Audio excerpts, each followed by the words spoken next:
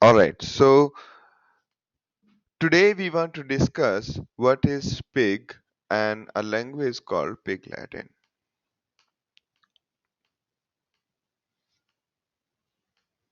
So before I start, do you have any follow-up questions with respect to MapReduce, advanced MapReduce, what we discussed last time?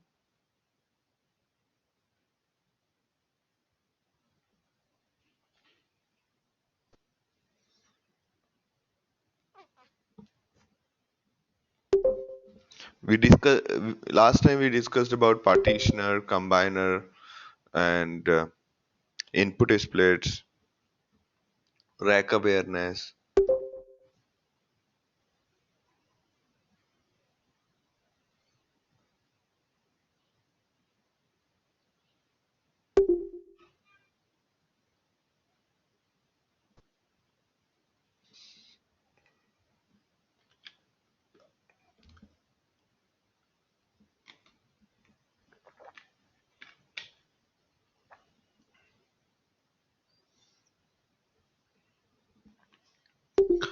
All right, so no follow-up questions. So as we noticed, as all of us noticed, that MapReduce takes a considerable amount of thinking through, a considerable amount of work to actually get very, very small things done.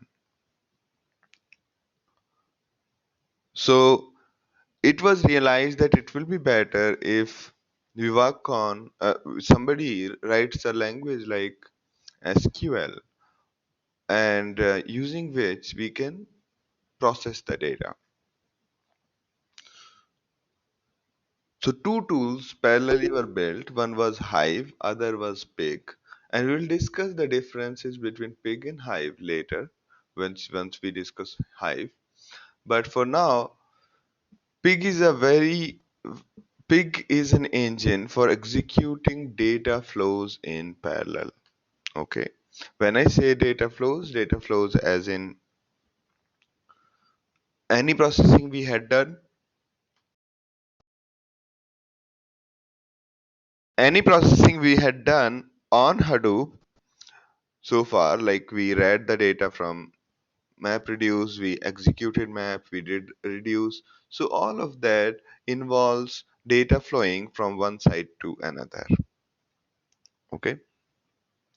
Pig is basically an execution engine. It provides a language called Pig Latin, and it provides operators like join, order by, filter, and it runs on Hadoop and it makes use of both. Alright. Now, for the impatient, this is probably a quick way to understand, a quick way to look at what Pig Latin looks like. So Pig Latin looks like this. Load my file, load bigdata.txt as line. So everybody else is able to hear me?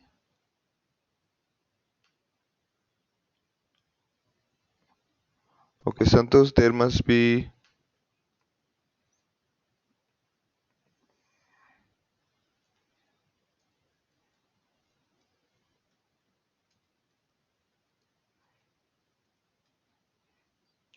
All right.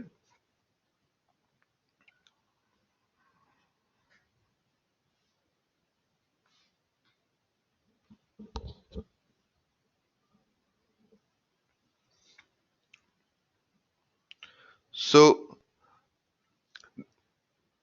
from a very, very quick look, this is how it looks like. We loaded data into input, then we iterated over input and generated another list of words. We flattened the line such that one record per line per in the dataset becomes a collection of words. And after that, we grouped by word, and after that, we counted the words, and then we printed the results.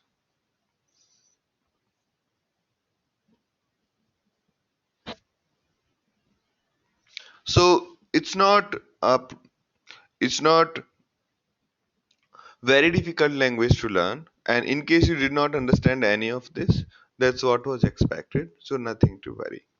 All right. So pig Latin is essentially a data flow language which allows you describing how data flows. As you saw, we described how our data flows. We loaded this file into this. From this, the data flow went to words and so on. Okay. How it should be processed, how it should be read, and how it should be stored to multiple outputs in parallel. It allows you defining complex workflows, but it does not have things like do while, if and normal, mm, uh, you know, normal control structures.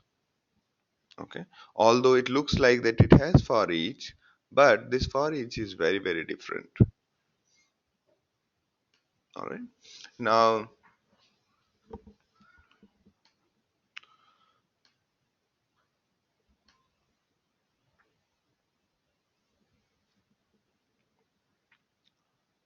so why would you use Pig Latin over MapReduce? Okay, let me do a quick recap. You write your program, whatever you write, say load data from here, do this, do that. That is kind of a Pig Latin.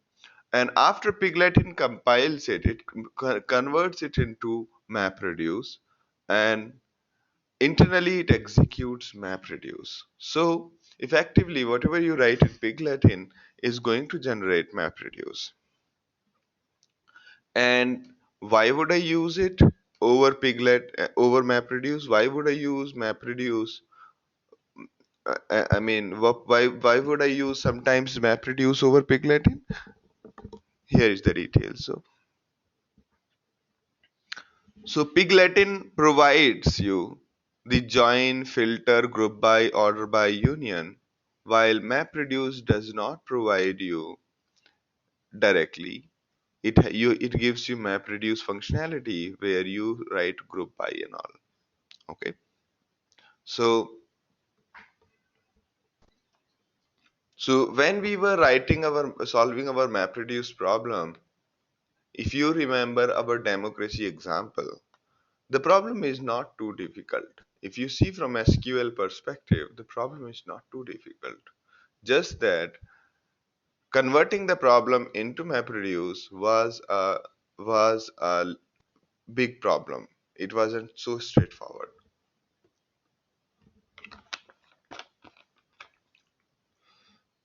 Okay. Then it provides you the optimization such as rebalancing the reducers, and although it's the same thing is possible in MapReduce, and actually now it's possible in MapReduce equally. Anyway, let's just skip the second point. Third is understand your script, error checking, and optimization. So when you are writing things like read this data and then out of this data group by this element, so here it will quickly check for the errors. It will quickly check whether you are talking to group by on the same column which exists in the input or not. Okay. MapReduce it doesn't know much about your strategy of manipulation, so it cannot so easily identify that whether you created a key on this first column or what exactly are you trying to do. The code is quite small, so here you can see that it just one, two, three, 4, 5 lines, and that's all. Okay. So code is quite small as compared to MapReduce. So the ratio looks like this. While here it's just 9 lines, the same code could have been 170 lines. Now You might ask that why did we learn MapReduce when we knew that there is something called Pig Latin? MapReduce gives you far, far, far more control as compared to Pig Latin. Alright? So there are some times you will understand that you will have no other option than MapReduce. Okay. So general data manipulation, whatever you can do in SQL or whatever you can do with the normal joins will be very great with Piglet and easy, but there will be some circumstances those cannot be catered by normal Pigletin. You will have to use MapReduce for those.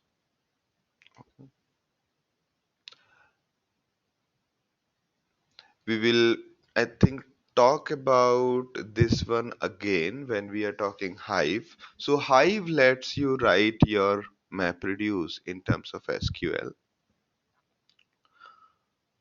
And you write your SQL and it converts those SQL into MapReduce. So there you will ask that why would I use Pigletin over SQL or vice versa? Pigletin lets you describe exactly how to process the data. Okay, or let me put it this way in a very simple words. In the beginning, people try to build SQL, and after building Hive for churning data on MapReduce, they realize that the big data processing requires optimizations, requires a more control over how does a big data solution manipulates your data. It should give a finer control to the user so that user can put various kinds of optimizations. For example, we had partitioner. Can we define a partitioner while doing our join? Can we tell the Hadoop that hey, these two tables which I'm trying to join, they are already sorted. Can I tell to Hadoop that hey, these are the two tables, one of them is very very small and one of them is very big. So while you are distributing processing, can you take the smaller table to all the machines instead of trying to do a normal join? All right. So there are many optimizations possible, and Pig tries its best to provide those optimization controls to the developer. While SQL, being a standard language, does not have those syntax. All right. Now, the big other differences are whenever you write SQL, you write the full query in a single statement. Select A, join with B, and then all of it filter with these constraints, and then whatever result comes in, join it with this one. So you generally tend to to combine multiple queries together. Okay. You try to create a single step. That is generally the tendency in SQL. So SQL lets you describe what question you want answered. Okay. While Pig Latin lets you describe how you want to answer a question. Okay. And that is why Pig Latin is basically a long series of data operations. SQL has been around answering one question. Pig Latin is designed for Hadoop or any distributed systems, while SQL is designed for RDBMS.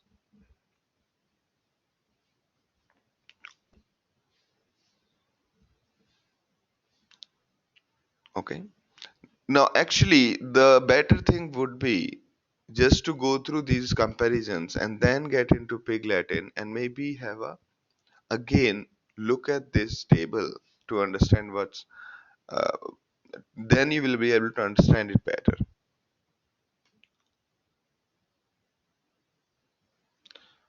Okay. Also, the other big difference for you Yes. So yes, Murugan's question is pig does pig follows PHP kind of scripting style, or it has its own list of functions? So it has its own list of functions, and it has a different kind of a language itself. Don't worry, you will get to know quickly. Other thing is, when you are using pig, you can use it for unstructured data or semi-structured data. I'll show you why. But in SQL, you need to describe each and everything upfront before starting to use anything. All right. Now, there are many use cases of pig. One is transforming data, loading the data into HDFS, and extracting some pieces of data which matter to us. All right. And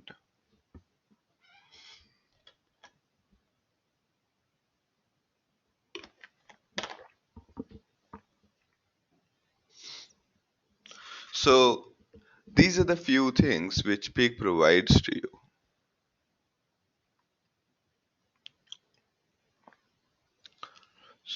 Okay. Now, this is a general philosophy of pig. Pig says pig eats everything. No matter what kind of data you input to it, it will help you understand it, manipulate it, transform it. And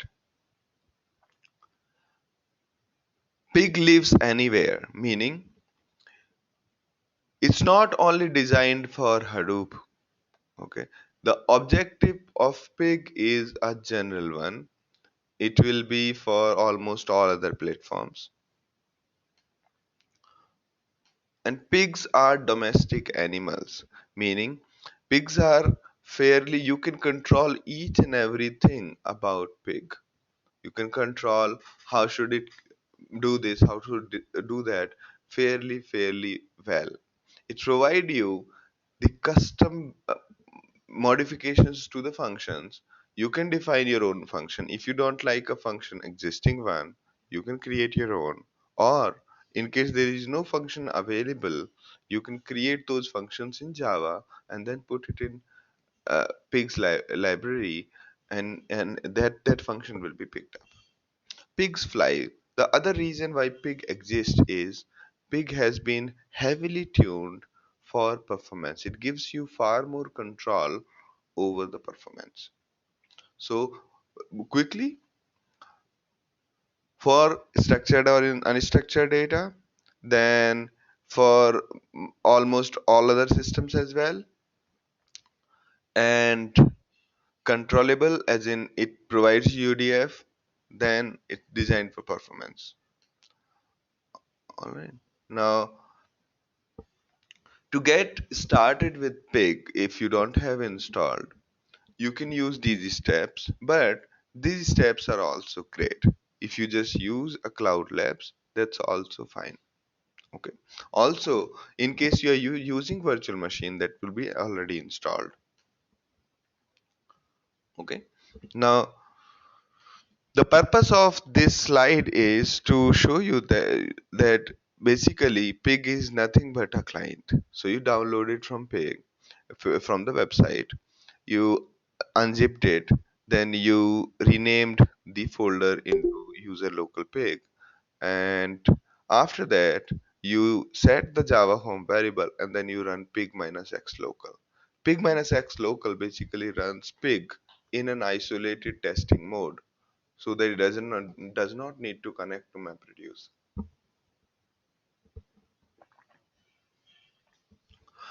And next is you tell pig that this is my Hadoop by telling the configuration folder of Hadoop, and it will automatically figure out everything else. Okay. Then it will connect to the whatever you queries you write, it will connect to Hadoop and start running MapReduce. Okay. So there is no server to be installed, it's only the client that is installed. Okay. The other is that you SSH to our server. Is the font visible to you?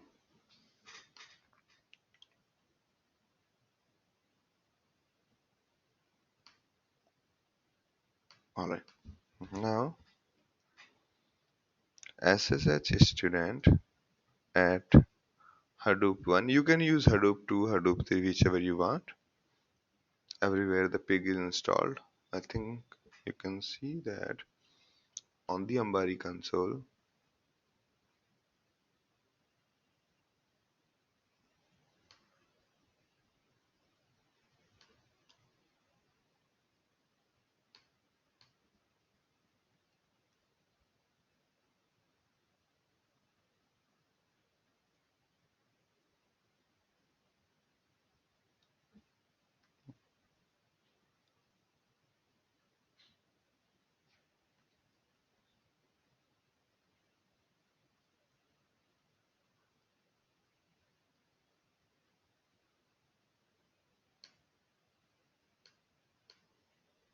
Looks like Ambari has been shut down for some reason.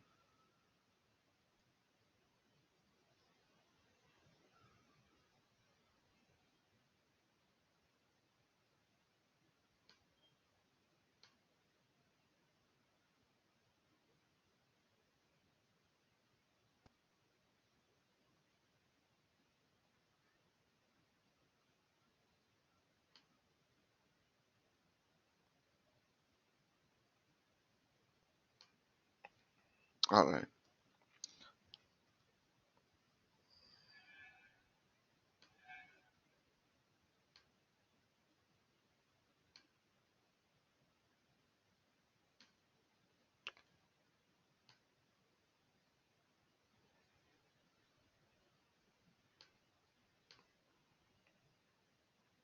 All the pigs are installed on all the hosts.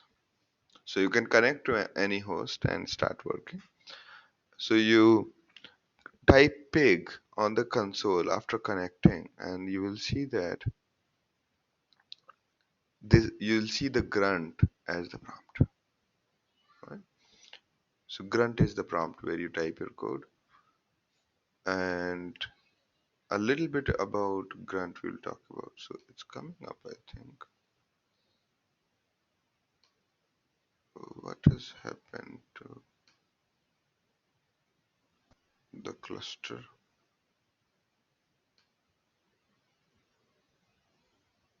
I think it's just that Ambari was shut down, and therefore,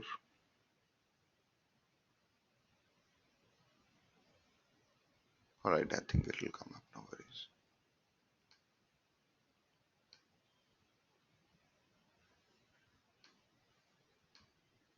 So if your cluster shuts down, you can use this. I think I'll have to log in from the root, from the administrative account. Okay, I'll do that later.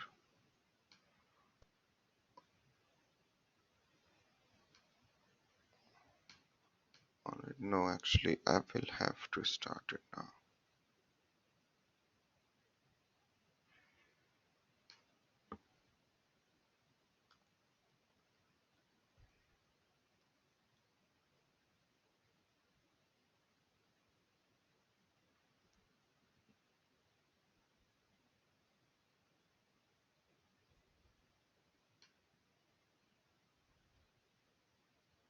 Alright, so I will turn off the screen for a second because I have to key in the root password. Okay, and then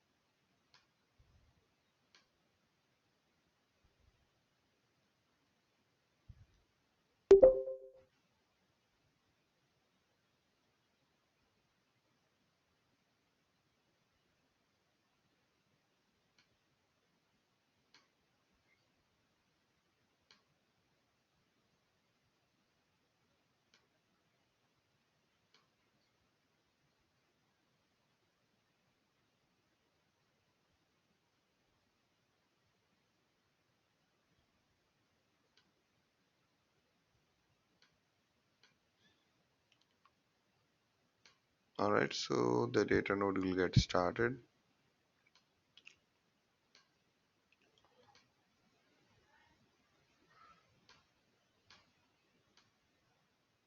All right, now,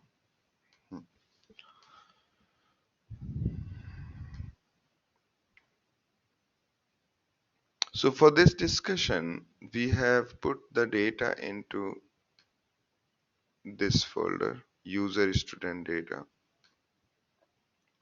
And to run, okay, so first of all, let's see what is pig minus x local. Pig minus x local is the command which can run your queries even without connecting to Hadoop. This is good for the cases when you want to test your pig script locally. Okay, so here when it provides you simple commands like ls and everything. Under under this, whenever you are accessing file, it is a local file, while when it gets connected to Hadoop, whenever you say ls, it shows you the files and it shows you the it, whenever you talk about file, it talks to HDFS in the real life. Now, how many of you remember what was how did we test our MapReduce in Java? What was the library we used?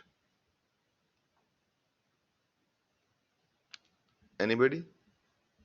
The library which we used for testing MapReduce in Java.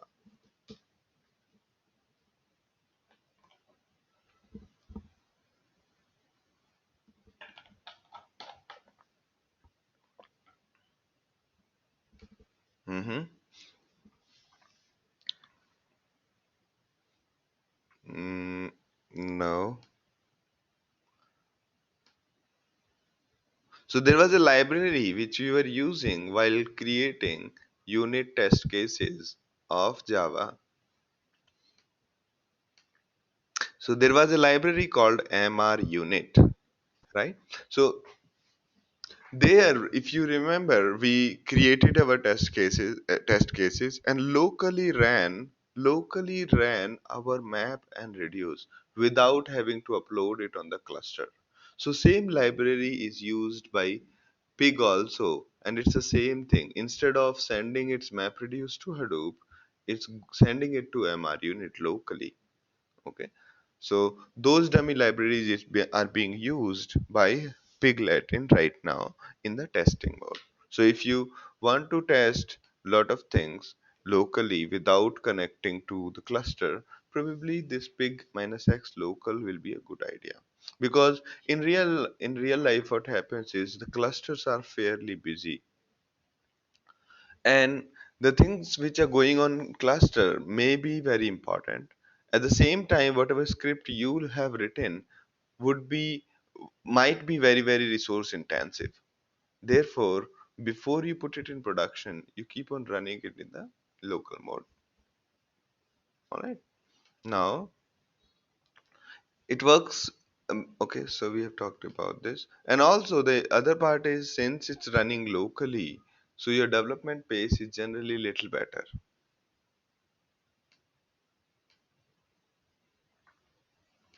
So you can install Pig even on the machines which do not have Hadoop at all. Okay.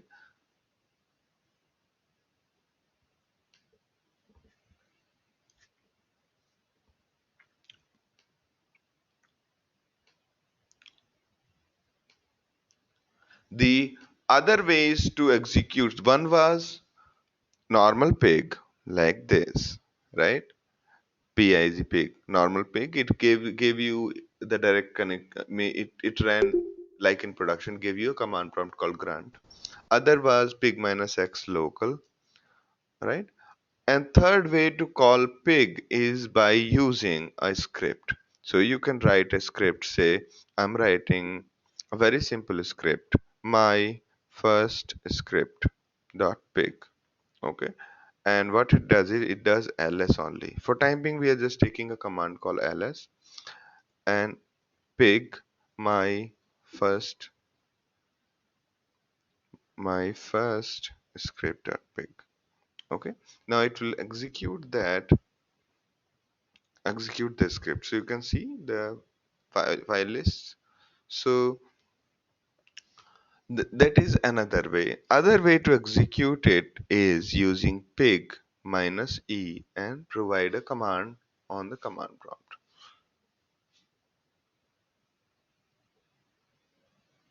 Alright. So when you just want to execute a single command, this is good. When you want to execute bunch of commands which you have already planned, you can use this. Otherwise, you want to communicate with it interactively. Alright. And you can see the version.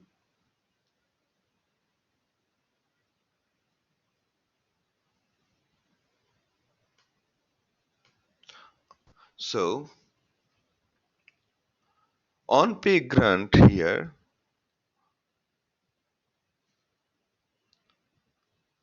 so this is a normal prompt. You can do things like ls, things like cat, and you can also do things like cd as giri and then ls. So most of the file directory operations are quite quick here, and this is basically we are walking through the hdfs. This is hdfs. All right, now say I say cat capital A, cat capital B. It's not there. All right, now you can see that we are able to very quickly say things like pwd, meaning present working directory, ls means list files. So all of that is happening with respect to hdfs. Then other than that, we can kill a job and execute or run a script from inside of the command prompt. Alright. You can also see other options using a command called help.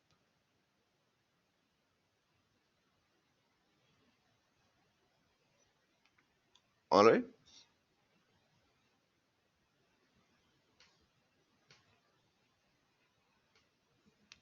so you can say cd.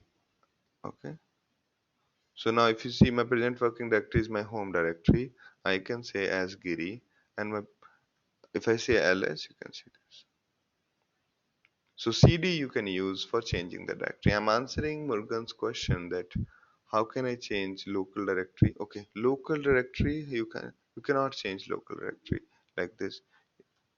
Okay, you will have to put exclamation and then say this. Just a second. Okay, so it doesn't let you do the local commands. What you can do is you can come out and then cd to asgiri and then run. Okay,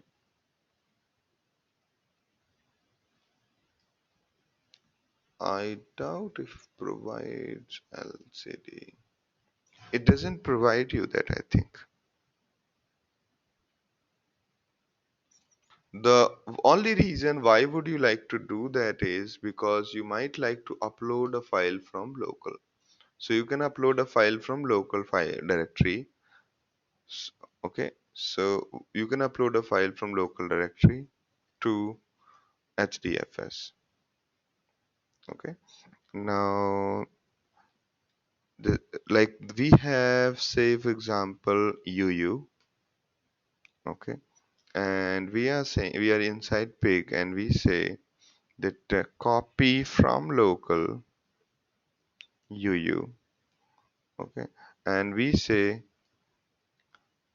copy from local uu to asgiri.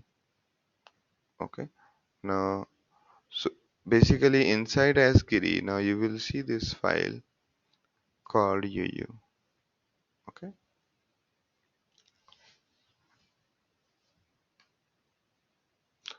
Exactly, that is correct, Chandra. We will be able to use commands only that are compatible with Hadoop. That is correct.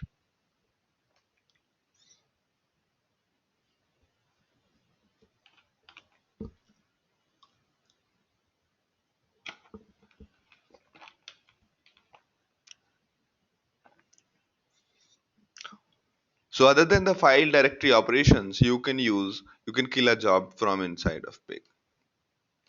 Okay. And the basic construction is there is a multi-line comments, there is a single line comments, which are multi-line comments are similar to C++ or C. Single line comments are similar to SQL double dash. And the basically it is composed of multiple steps, and each processing step results in a new set or a relation, and it is case insensitive generally, but for the functions, the UDF specifically, it is case sensitive. The basic commands, the keywords are case insensitive, but functions are case sensitive.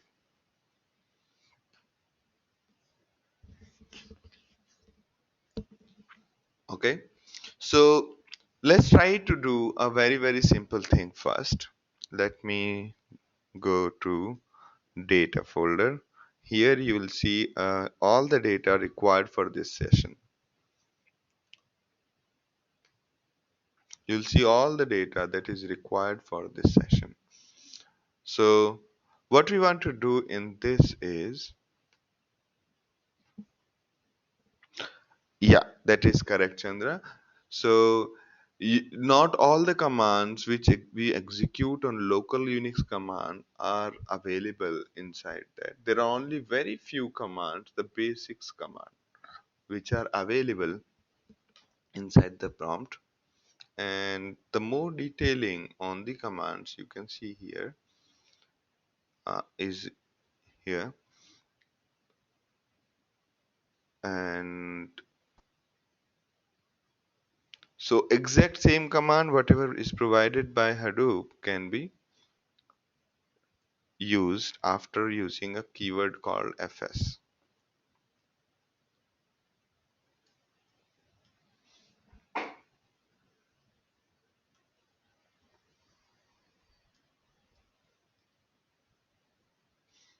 Okay.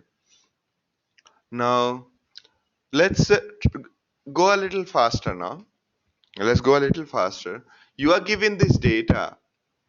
You are given this data which has 1, 2, 3, 4 columns.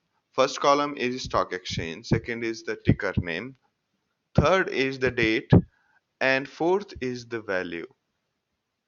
Okay. Symbol, date, and value. What you want to do is per symbol, I want to compute the average value. For CPO, compute the average value of these three. For CCS, please compute all of this and so on. Okay. The actual data is lying here. You can see cat this. You can see the data. The data is there. It is on HDFS. Okay. And we want to do this translation. So first, let's load it. It got loaded. We'll go into the details of each command. Then we check what's going on with our data, whether it's loaded or not. So now when you say dump, then the actual process is starting to read the data. Okay.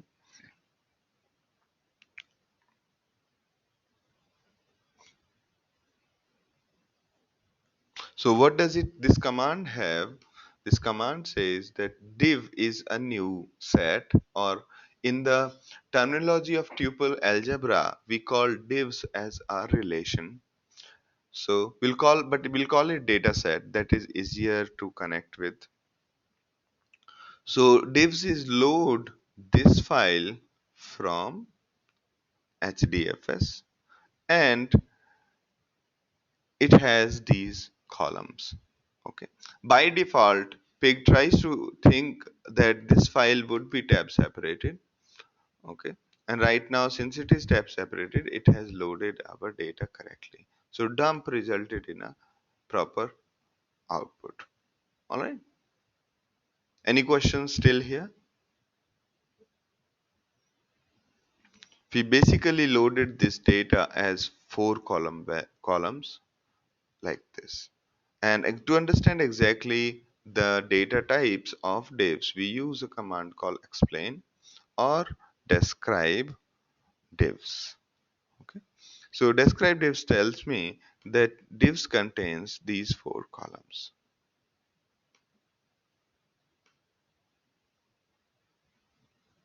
Shyam's question is, so you can select what columns to load.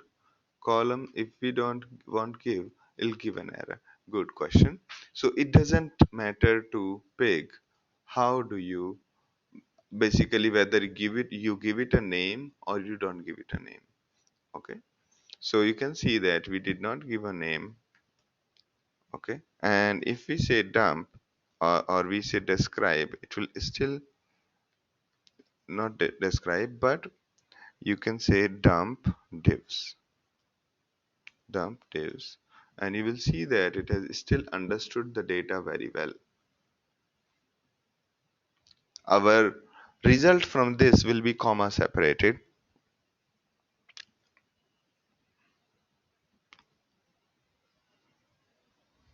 All right, so basically it figures out.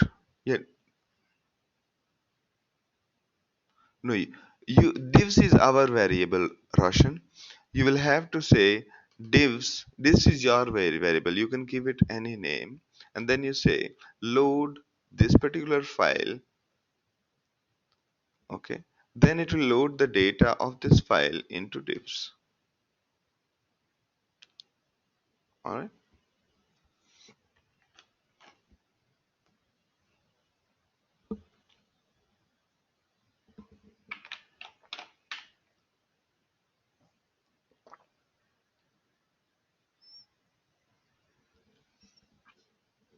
all right. You got it, Roshan.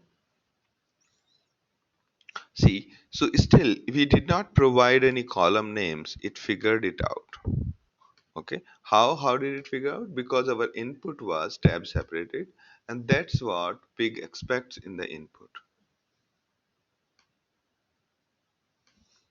All right, now rest of the part we are grouping divs by a column called ticker.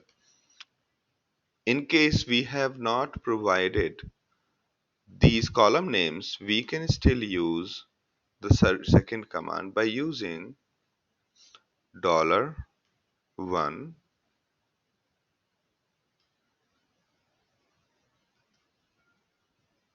and you can see describe grouped. So it has done it. Then we do the average computation. We iterate over the group, and it is saying that column is wrong because we did not take the column name. Okay, we might have to use $$ again, but let's not do that now. So after grouping the data, we are trying to group this data by a ticker. Okay, the second column here. Once we have grouped it, then what we iterate over the grouped data. So unlike our group by in SQL, it is a multi-step process. Okay. In group by in SQL, you do everything in a single shot. Here, you first do group by in one step. In the next step, what you do is you iterate over the result and then do the aggregation.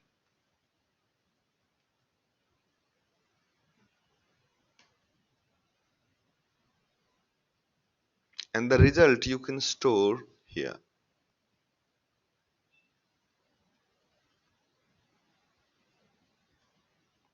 Averaged, and we say 21. Okay. So it's storing our results of grouping over there, over averaging. All right. So just like with any programming language, whenever you learn a programming language, you go into an example, then you step back, then you go into more syntax, then you go into an example, and that's what I'm trying to do. So this example, even if you have understood halfway through, it'll be okay. All right, it'll be okay.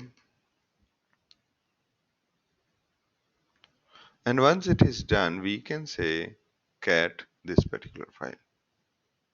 We are keeping it in.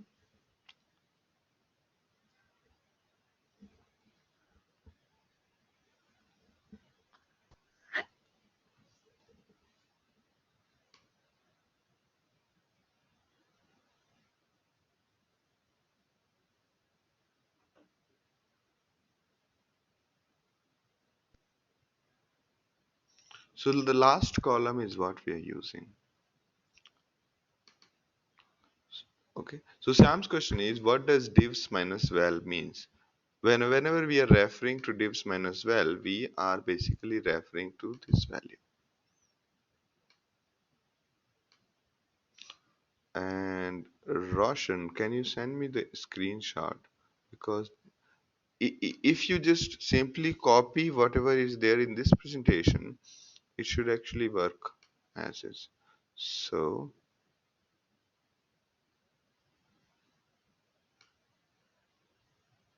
okay. And so now you can try this. I'm copy pasting it in case you have not. Okay, that's all right. Yeah. Now it is done, it's written and it's generated, and it says that the data has been stored here. Let's see what is there.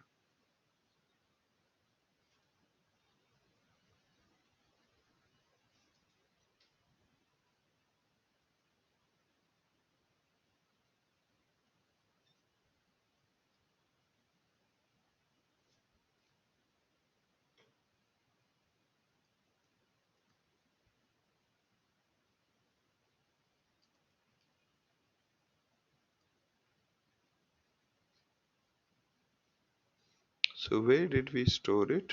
We said user student data out.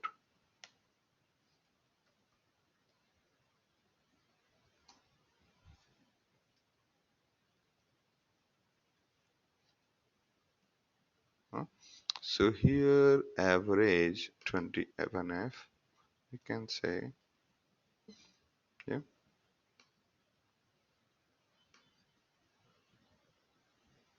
Yes, yes, Sham, you are right. It is important to define the columns so that we can apply the aggregations or other operation on that specific column. So it's not important, it's just a convenience. You can refer to a column using $0, $1, or whatever its order, and each column is referred starting from 0.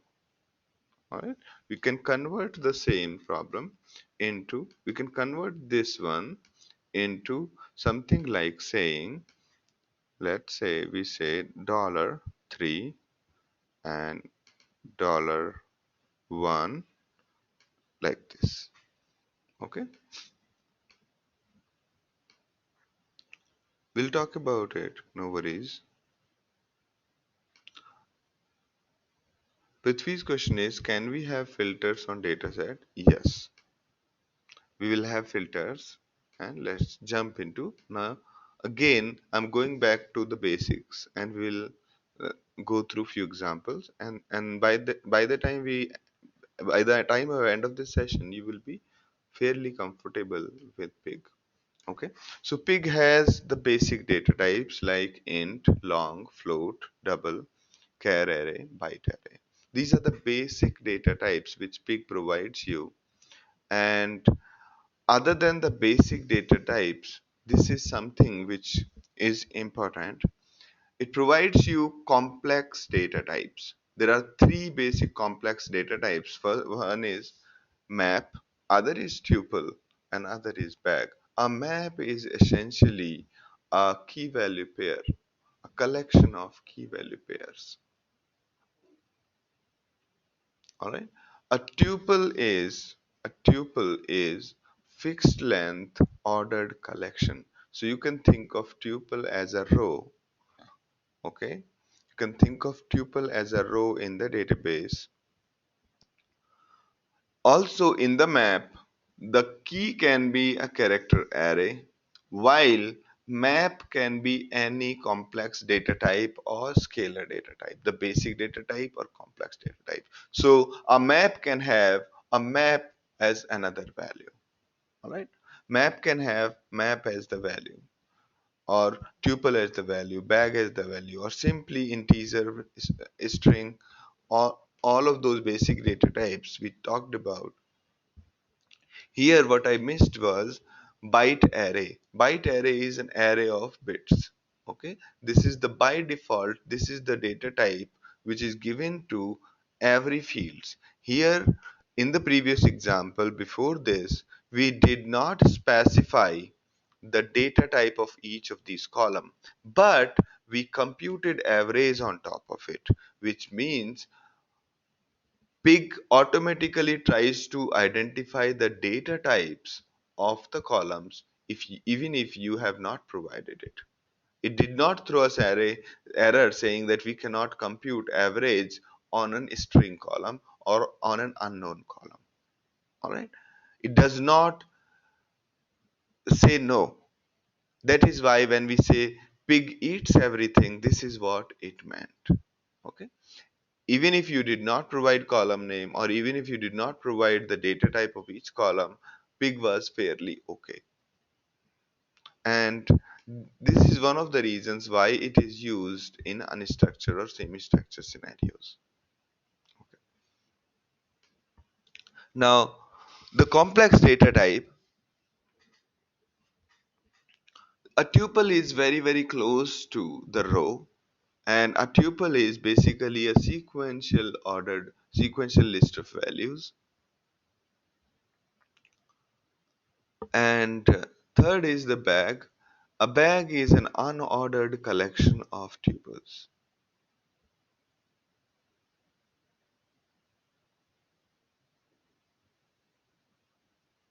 Okay, you can think of bag as a table or part of the table, or if you want to really understand, a table is sort of like a bag which contains tuples which are rows. Okay, so this is the general speak. And the way a map is represented, key and value are separated by hash in the input data. When you load the data into using pig, the pig will automatically try to figure out that this is a map. If it is not, you can specify that and it will understand the input data. Okay. Similarly, if your data input is in this form, the pig will understand easily, uh, and so on. Okay, these are the representation by pig. All right. Now, with respect to schemas, we have already seen that the pig is not very particular. We could say load my table, or we could say this, or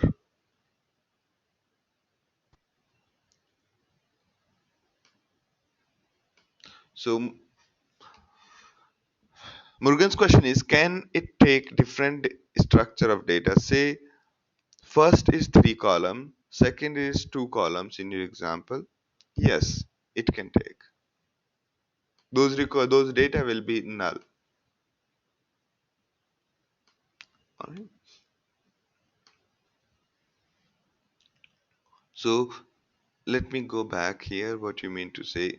Let's say there is a one. So in a bag, first one can be like this and second one can be like this. Alright. The first one can have two values while second one can have multiple values.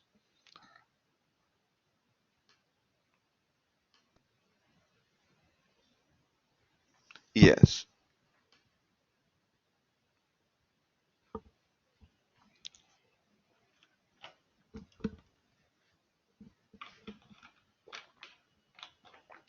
And when you query, it will try its best possible, it will try its best to give you the data. In case the column does not exist, so the value does not exist, it'll give you an error.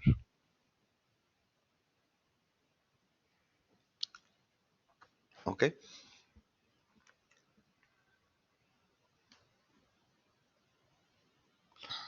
All right. Yes.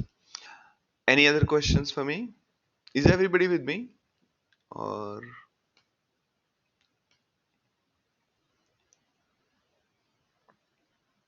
so I see only Murugan's and sometimes Prithvi, Shyam, and Srinivas. Question. Okay. So if you have any questions, just feel free to ask. Okay. It will be better if we have a discussion format rather than one way from my side only. Okay, that's not a good idea. All right. So as we saw that the pig is not too particular about schemas, we can also have a third, say this syntax itself can have multiple format. Let me just paste it somewhere else.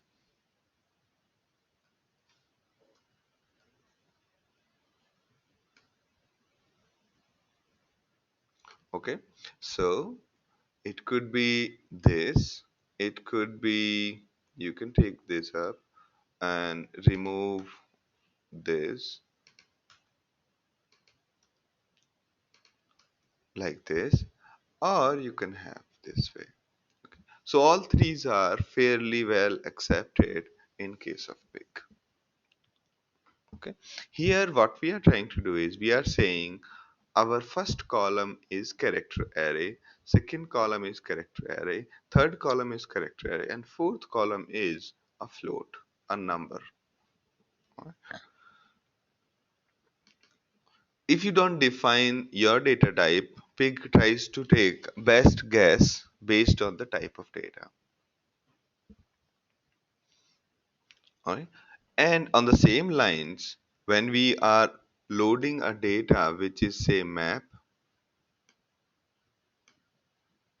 we can mention explicitly the delimiter. That's correct. By default, when we try to load the data, it expects fields to be separated by tab.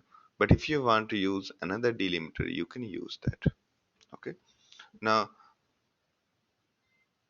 yes, I'll show you that. No worries. And similarly, when you want to say that my exchange is a map, you can say like this is my map, or you can also say that exchange is a map, or you can say exchange is a tuple further, okay, and tuple of all the columns, whatever you want to say, or you can simply leave it blank also. And similarly for bag, you can say something like bag here, that exchange is a bag of values, okay, or you can also say my exchange is a bag where the tuples data type is this, because we talked about bag as a collection of tuples, okay. So we can tell that this bag contains all the rows or all the tuples whose data type is this, okay. So exchange becomes a bag containing two columns x and y, both are integers, okay. So this way you can keep on defining your data types, all right. And also just like your Java, you can also keep on casting values from,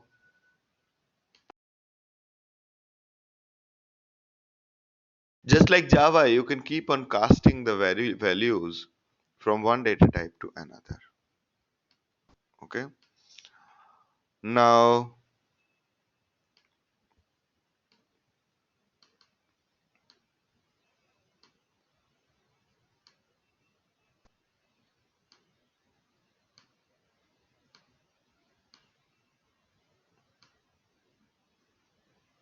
Any questions for me?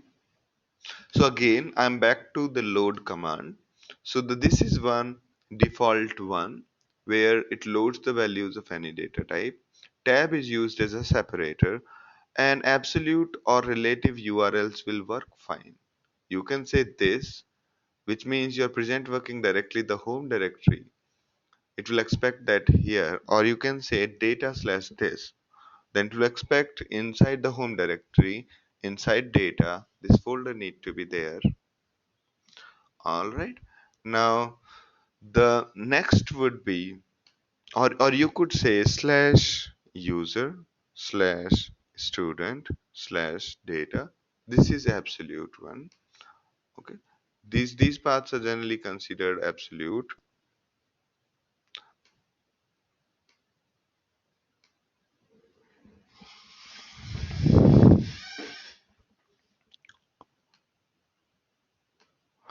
Also, in case of divs,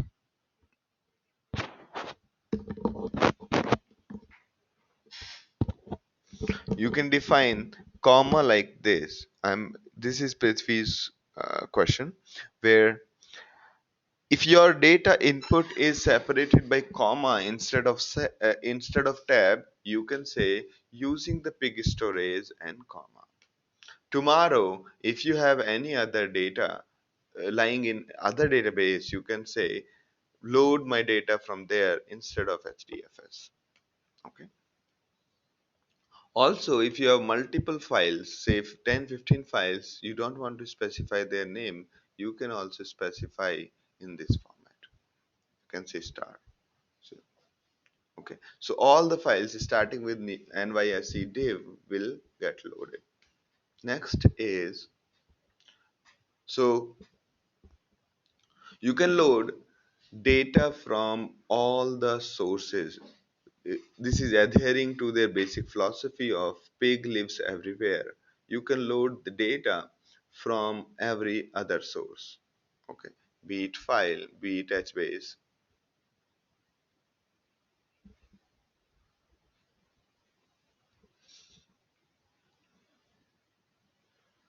All right. So this this way you can load the data from various places. Yeah. So these generally all of this data which we are loading should be basically part of the same data. Okay. For example, when you generate MapReduce, you generate say 10, 15 files. You have 10, 15 reducers, and you want to load all of that into a single sort. Okay. So as a matter of practice, you would basically be loading some data which is similar.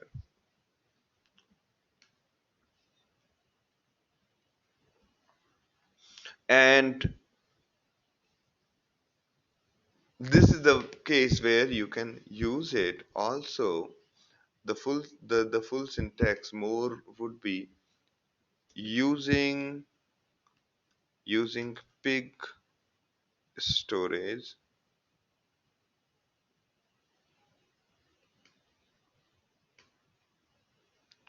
using pig storage, and we can say this.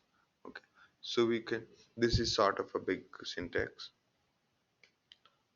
Now Chandra's question is, how do we parse JSON using pig Latin? Very good question. So there is a pig storage defined for pig storage JSON. Okay, so there is a library which you can use in case of pig. So there is a JSON loader provided by pig, I think. Okay. So there is a JSON loader provided by pig.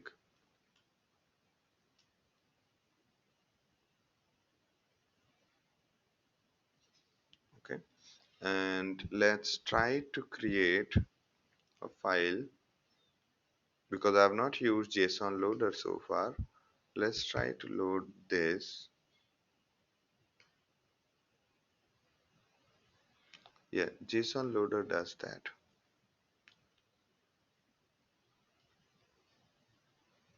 Okay. So we say nano my.json, and I'm putting these things, and all right. Now I say Hadoop cp my.json into sg, not cp, Hadoop fs copy from local. I just created a dummy small JSON file which I'm trying to upload, and we will see if it works. I have also not doing it for the first time.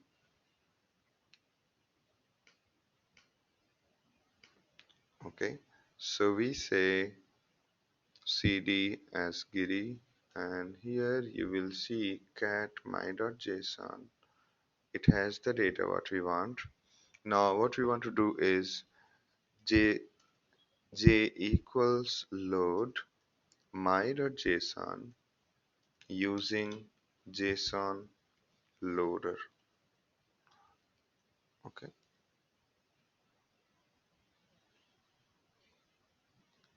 and what does it say? Could not resolve JSON loader using the imports. So basically, you will have to put it somewhere in the library. Not JSON loader, JSON storage. I'm sorry. So I have to use. This is correct. Oh, this has to be smaller. So it says that cannot find the schema file for this. Okay, and let's say using JSON storage.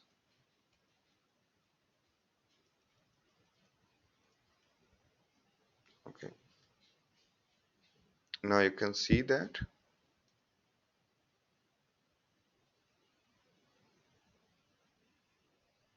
Alright, so basically JSON support is there by default.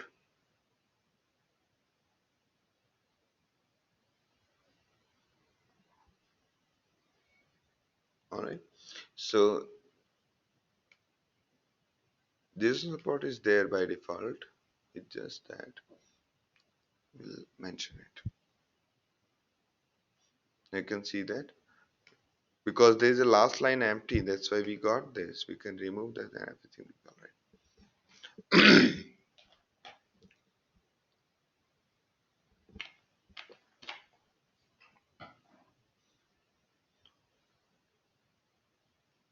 Now,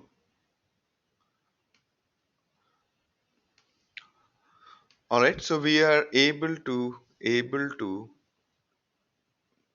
the JSON loader basically. The only difference which I I noticed and you would also notice is without defining columns like this, JSON loader kept on giving error. Okay.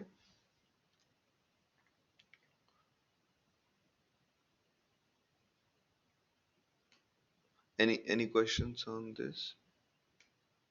Yes. Similarly, there'll be some XML loader probably. I'm hoping that it is there.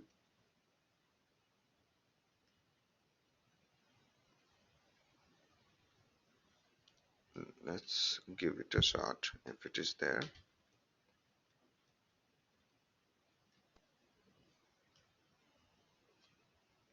Okay, we'll have to find that out, I think.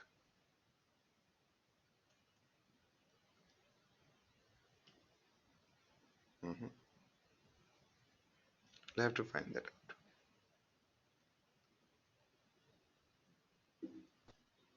Hmm. We'll have to basically find that out. All right. So we were able to load JSON data as well as an other format of data. And very good question. Thank you, Chandra. And Morgan, yes, we need to find that out also. Probably we'll do a little bit more research on that. All right. Those who want to have the syntax highlighting, there are multiple tools for all editors. And also, when you say explain, it will show you exactly what it is going to do with any of your data sets. Okay, so here we have explain J J, it shows you that this is basically a load statement and then there is a store. That's all. Basically dumping it on the screen.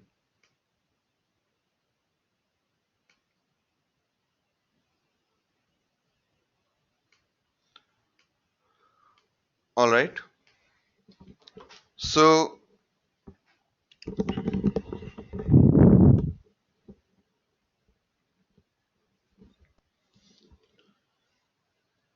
so first one we just discussed in detail was load, which loaded the data from a file, whether in HDFS or outside, or loaded the data from a database. It can load the database from data from database like HBase. And similarly, you can store the data using store command and you can print it on the screen using dump command. Okay. Dump we have been using for some time and store we used once. So say for example, we have prepared J, say dump J. We have prepared that and what we want to do is we want to say we want to store J into J dot tsv or j.csv using pig storage and comma. Since we want to keep our data separated by comma, that's why we are using it. Otherwise, this is just fine. Okay. Say we want to store it in this.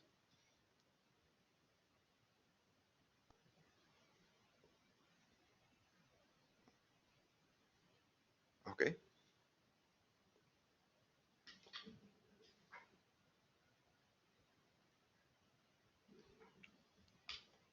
All right. So we will this way we can store the data into the. Okay. Now let's just check if it got stored. Cat j.csv. Yeah, it got stored in tab separated format. All right. If you want to store it using using comma separated, then you will use this syntax saying store my data into that file using this particular storage. All right. And we can also print the data using dump. Okay. It's useful for debugging. And sometimes it is also useful that you want the data on the standard output, which you can redirect to a file. Okay, imagine this. You are having a script which is generating some data. You quickly want to save it into a local file. What will you do? What I would do is I will just write a small script saying pig, I mean, whatever script I want to write. In that, I'll leave a dump statement, and the dump statement and whatever it is, I redirect that to another file and it'll get saved there. But to be honest with you, dump is mostly for the testing the part.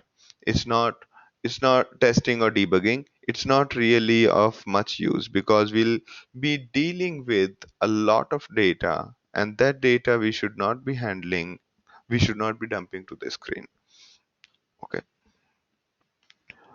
Now, Murugan's question is, can we filter some data during load? You cannot filter some data during load, but afterwards you can do. Okay, and there is no difference, trust me, I'll show you that part. All right, so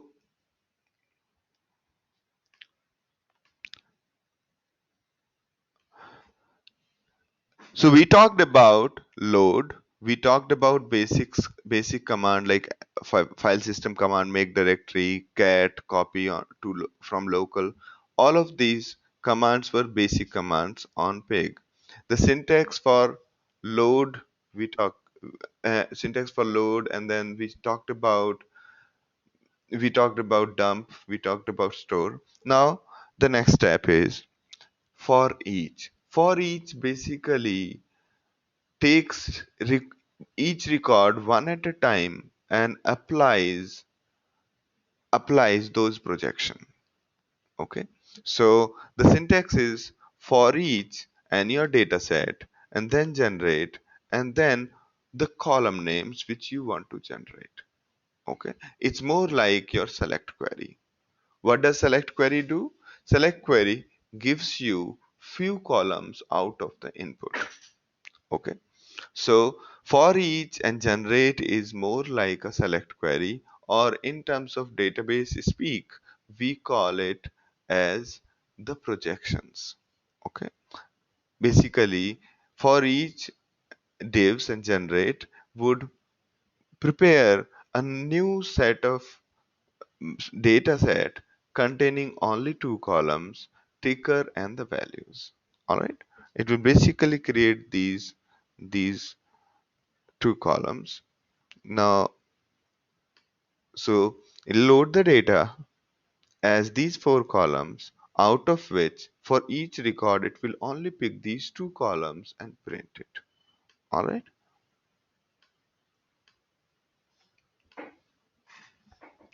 Now, furthermore, on to for each, we loaded our data like this.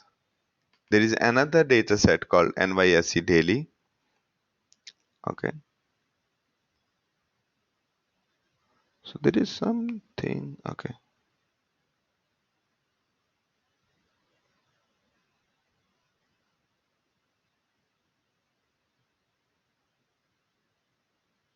Oh, it has to be.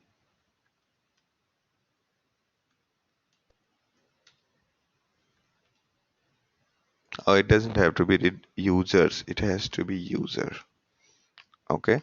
So now, so is that clear to you? Now let me go to the next level. Here, let me just load this data. Let's just load this data. Now that data I'm hoping, that it is done. No, it is not done. We'll have to do it again. Now, because this NYSE file has to be in that folder.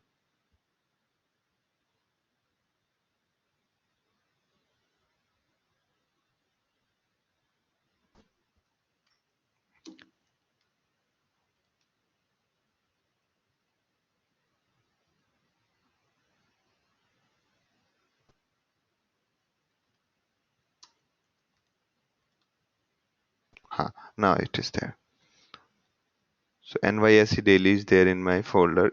Under the student, you'll see a folder called data. Under that, there is this file. This file essentially contains these columns. We are trying to load it. Okay. Now, if you want all the columns starting from close till open, sorry, if you want to basically do a subtraction of close and open, okay, you can do that using generate. Just like in the select query, we say select a into b, a plus b, or whatever function you want to apply, you can do. Similarly, you can do that in for each and generate. So you can think of this as only the projection part of the select query. Okay. So this way our, and we can simply say again, and it should work. All right. And in case you did not provide the column name, you can use $6 and $3. Okay. And say you only want few columns in the output. Here we are computing the subtraction. In case you want only few columns in the output, then what will you do is we'll say all the columns still open, meaning exchange symbol date open. This is what will be resulted by this. Okay. Now it has basically generated a single column which is a subtraction of close minus open, close and open, with the difference of the two. And in case you want to generate only four columns in the output, you can generate with this way till open. And in case you want all the columns starting from open till close, then you can use this syntax.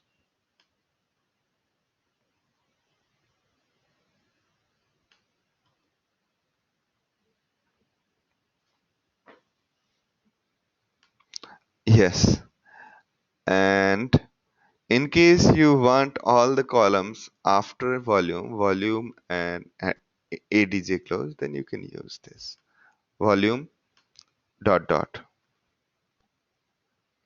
Okay, so we can say, and we can say,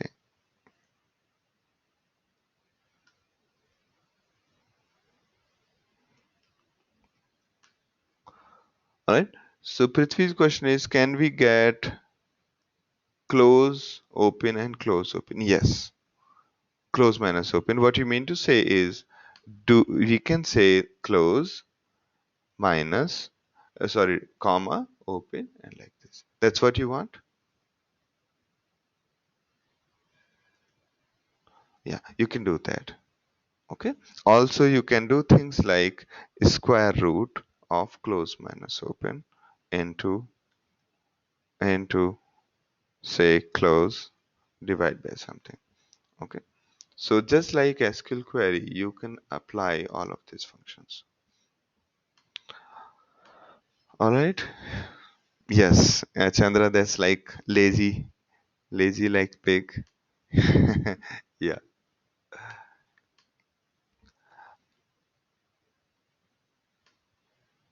All right. So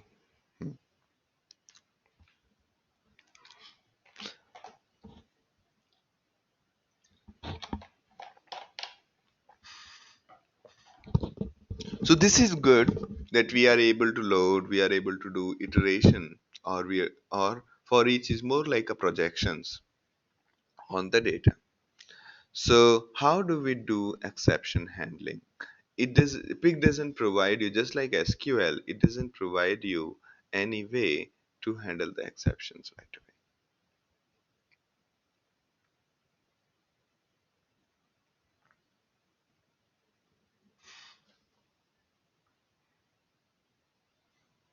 Okay.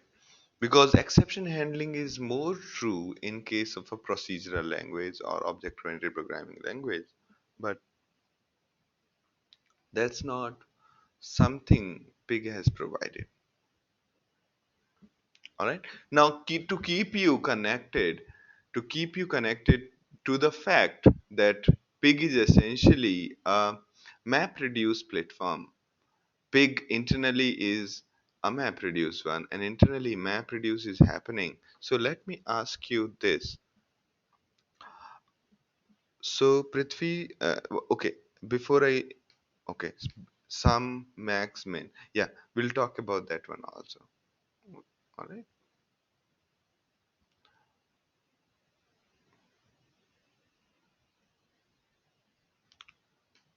Now, how many will it have any reducers generated?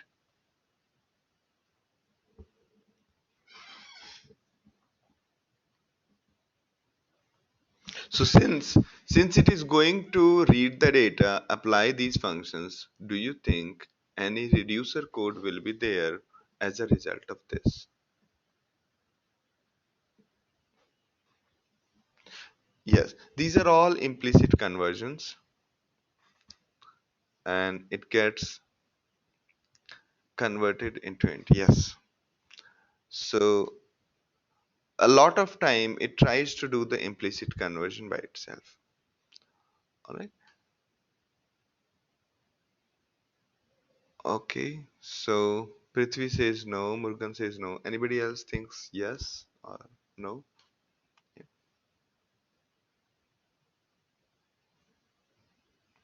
Yeah, it does not. Okay. If you remember correctly, what we did in reduce was aggregating something. So if in your code, if there is no aggregation happening in pig, there will be no reduce.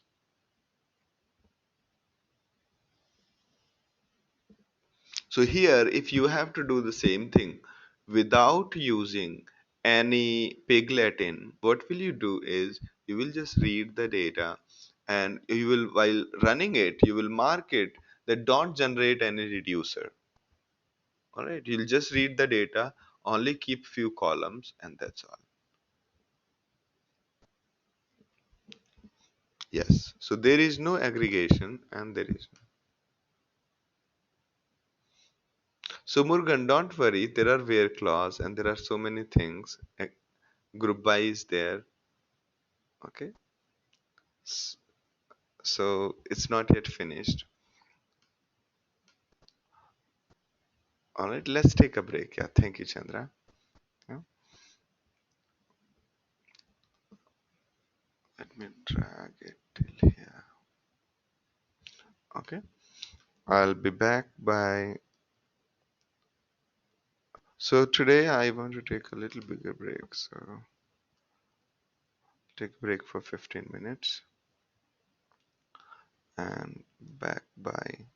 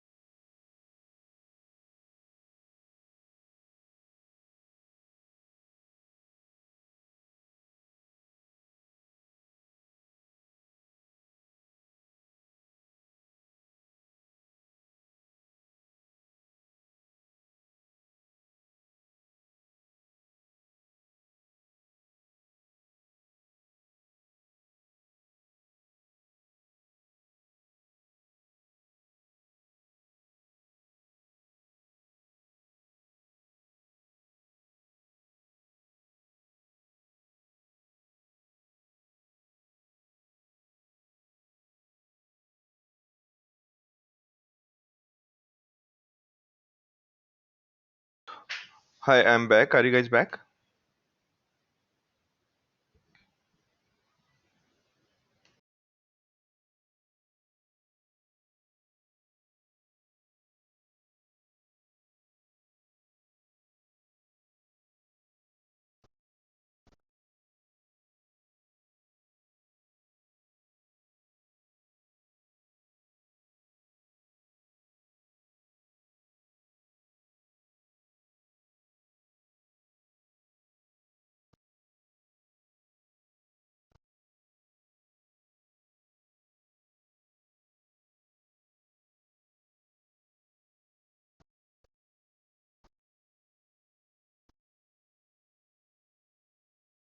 All right, so let's start.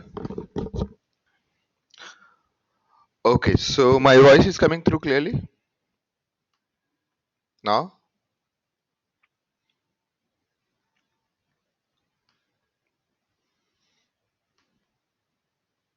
Okay, okay, great. So the other forms of for each we will be discussing now. How can we handle a complex data using for each? Now, let's have a look at the new data set which we are going to deal with. This is baseball's data set. Okay. So this one you can see that. Okay. So here, let's go back. Here, let's first load this baseball file. The baseball file contains, I'll show you. It contains a complex data, not only normal tabular data, it contains complex data. The last row or last record you can see is in this form from here till here. Okay, so the fields are separated by tab. So first field is the name of the player, is basically baseball players record. Okay, so ban, for example, ban Jobrist, he plays for Tampa Bay Rays, and this is his these are his character traits. He is infielder, outfielder, shortstop, and second baseman, right fielder, and these are his attributes or traits. And this is the history of the player. Okay, so he has played 297 games, hit by pitch 5, and so on. All right. Now, given this sort of data, this is a classic complex data. This is a classic complex data. So you might want to find out, for example, all the players whose sacrifice hits were 5, right? Or summation of total sacrifice hits by the team which is playing, which is Tampa Bay Rays, right? This team, all the sacrifice hits you want to count, or you want to do all sorts of churning on this sort of a complex data. Ideally, in case of normal database, what we would do is we will create one, two, and three separate tables, or maybe four tables, right? One for teams, one for character traits, one for these, the history, right? But here we have just one single data set containing all of this complex data. Now we can do all of this very easily. So we loaded the whole thing as baseball. So let's load it. Okay, let's load it as baseball. And so let's first load that, and then after we have loaded it, we will be able to do all sorts of operations. So we say describe b-ball. So we have b-ball here, and we say average. So what we are saying, first the first one is for each For each of the records in baseball, b-ball, generate bat. Bat is my field name, one of the field names. So the last one, batting history. So out of that, give me the key called batting average. Okay. So from this field, what will it pick? It will pick it will pick the batting average. For example, 26 here. Okay, 0.26 here, and up here if you see base percentage and batting average 0.104 and so on. In case, for example, in case of Joel, that those details are not there, the records will be null. All right, and also let me put name comma batting average. Okay, let's just do this. So what does it say? Okay, it is that quotes problem. My keynote changes my single quotes to weird quotes. Now I see dump AVG. Ideally, what should AVG have quickly? Anybody? What should AVG be? What would be the result of this when I dump?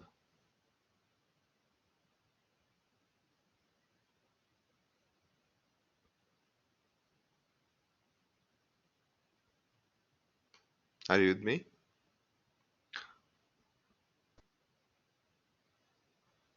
So when we dump AVG, what all did will we get in this case? How many columns were there? Two. Okay. Okay. Good. So there'll be two columns. One first will be the name of the player. Second will be the batting average of that player. Okay.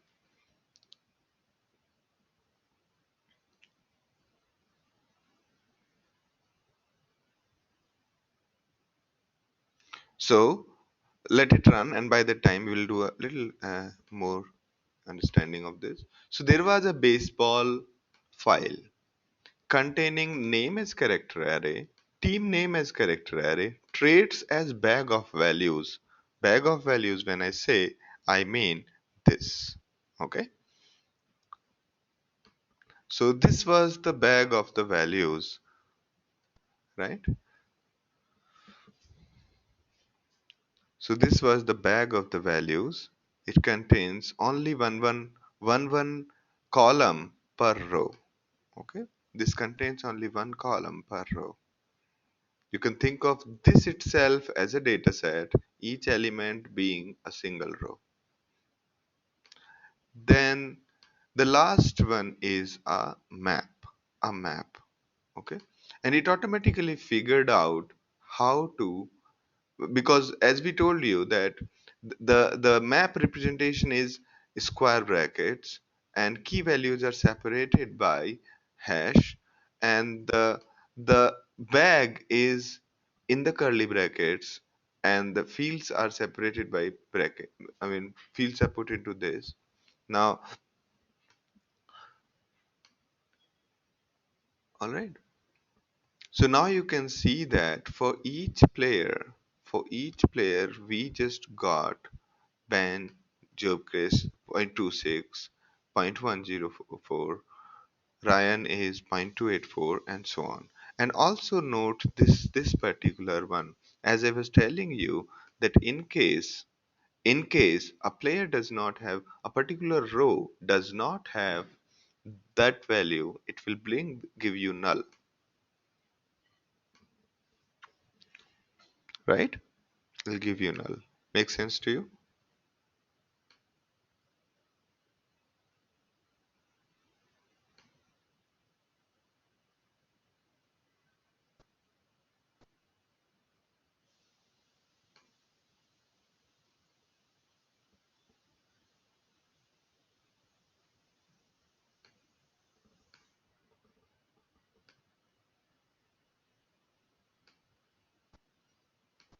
Are you with me in this? Any questions on the complex data type or for each?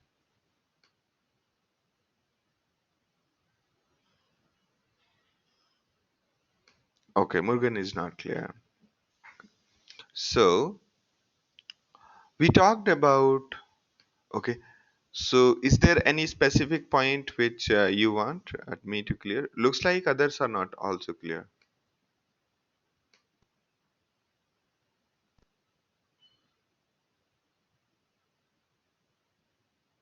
Prithvi Chandra, Roshan, Puneet, Rohit. Okay. Here we are basically not computing average. Instead, okay. Instead, we are just iterating over this data set. Okay. So this is one row out of our data set of baseball. Okay. This is just one record out of that whole data set. Okay. It contains, this is tab separated. You see this. This is tab. This is tab. And then there is a bag of values, and then there is a map of the values. Okay, all we want to do is we want to project first column, which is name, and out of this map, which is the fourth column, we want to project, we want to only pick or project the batting average. All right, so what we did was we say load this file, and my first column is name, then team, then traits, then bat, and I mention here that my traits are a bag, so it will automatically expect this kind of format. Then we have map.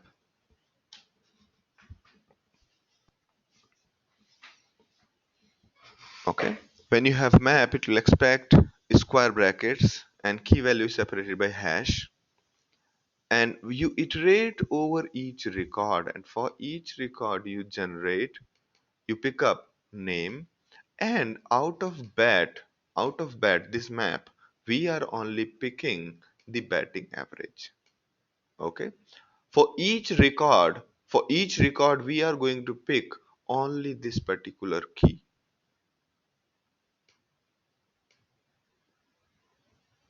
Yes, not really, as I was telling you in here in the previous screen. I think we went a little too fast there. Here you can see, we can say using pig storage, and we used comma as the separator, not only store but also in the load.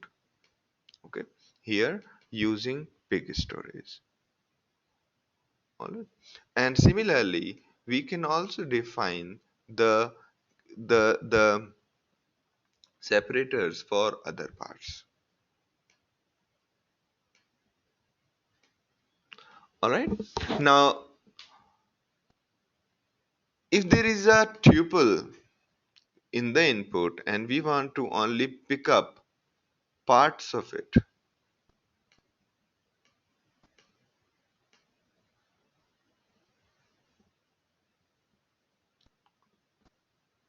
Okay, yeah, yeah.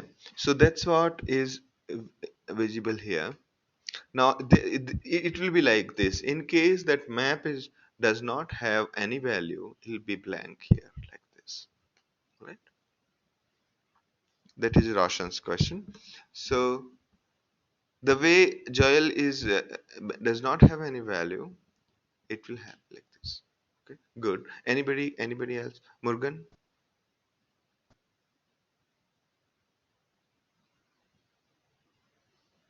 Okay. So all right, I missed the point of. Hmm. Can we see one set formatted? Okay. So let's just try to format this. Okay. So here, what will be the best way to?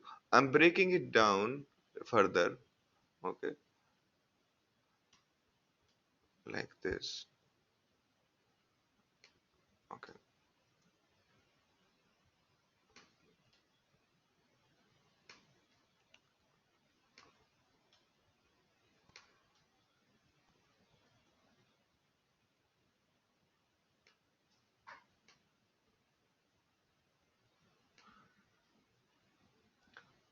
Yeah, yeah. So that's why what we can do, there is something called limit.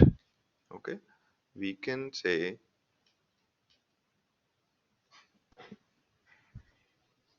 yeah, yeah. So what we can do is we call avg1 equals to limit avg and 1. Okay, and then when we say dump abg1, you will have the clarity on what we are talking about. Okay, so we are trying to pick up only one record. Santosh is asking for only one record. And so Prithvi, is it clear or should I make it a little more clear? Okay, all right. Anybody else is having a problem with respect to the complex data? Yeah, all right. Yep. So now let it finish. Let it finish. Similarly, so this was one case where we loaded a complex data and then picked up things from map and bag and whatever we wish to. So imagine this, if we had a input containing one field which itself is a composition of multiple fields, then we can pick up parts of it. Okay, we can pick up parts of it. Second, in case we are having a bag of values, then we can again use the similar technique accessing that particular field. Okay.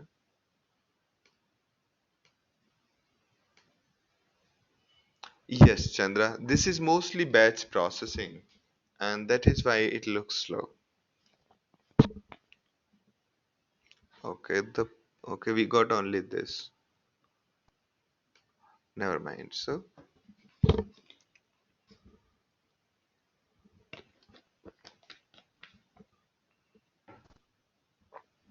what will be the real scenario of a bag? Bag is, you can think of table inside table. That is a bag. So you have a table which is itself a bag.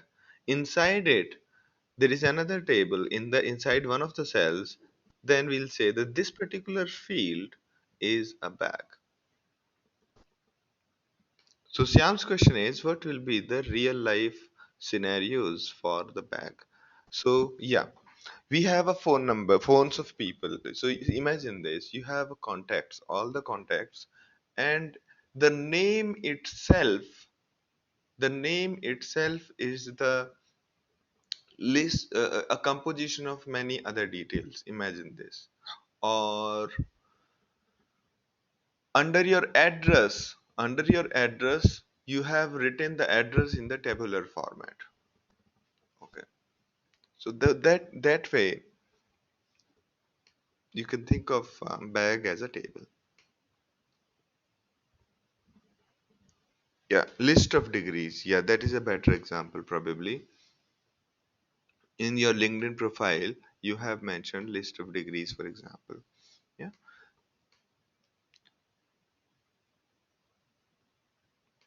and here, if you can see that we are doing a bags projection, meaning we are picking up first column of the bag.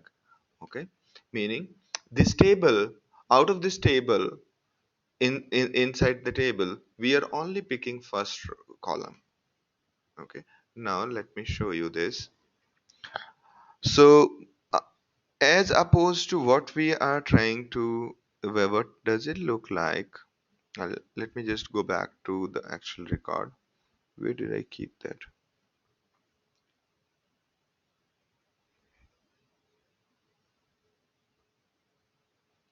Okay, so if we say, if we say $1 here, then you'll get the same results. Actually, I don't have a better bag example. Never mind. So let me just clean it up a little bit like this. And we had, not this way.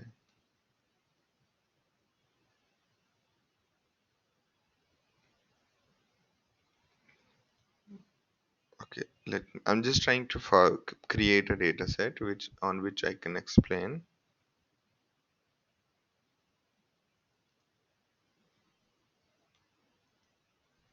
Okay, now here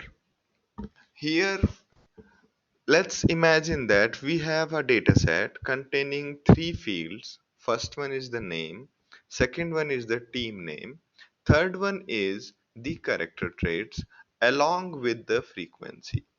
Meaning, Ben Gilchrist has been infielder 10 times, outfielder 30 times, shortstop once, second baseman is 10, and right fielder 12 times.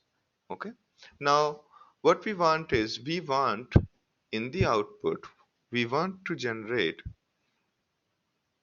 we want to generate only the first column out of it. We want this in the result. Okay.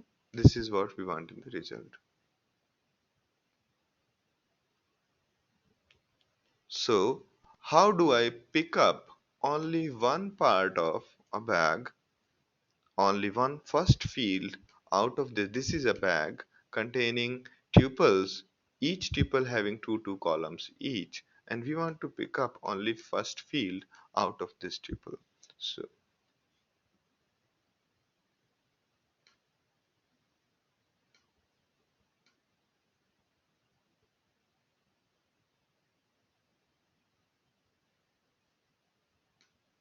okay. I don't know much about baseball, so I have no clue whether it makes any sense or not. Okay. So, okay. Here,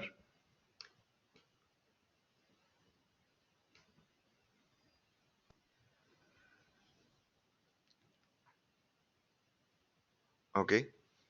Now, what you can do is we'll say for each my B ball, whatever baseball records, generate name, team, and uh, the third column is say traits dot dollar zero.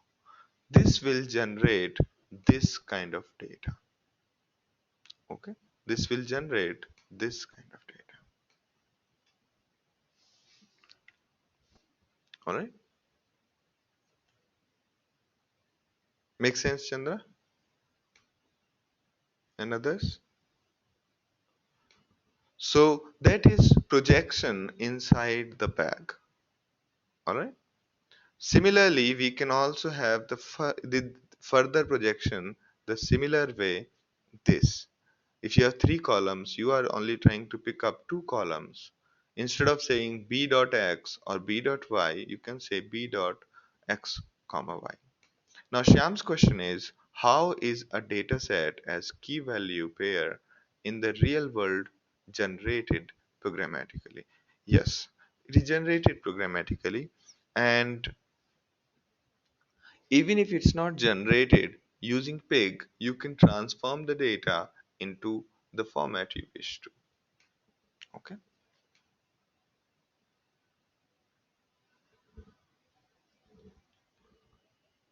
All right.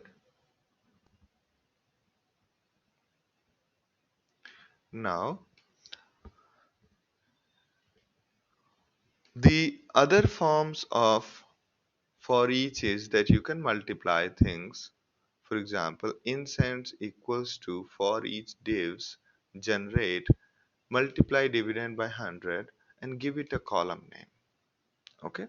So after you do the generation, then also the new column which is generated, we can give it a name. Okay. Give it a name as in the way in SQL, while we have a computed columns, we can give it a name. So, all right. And also for on each of these values, you can apply many different kind of functions. Okay. You can apply many different kind of functions.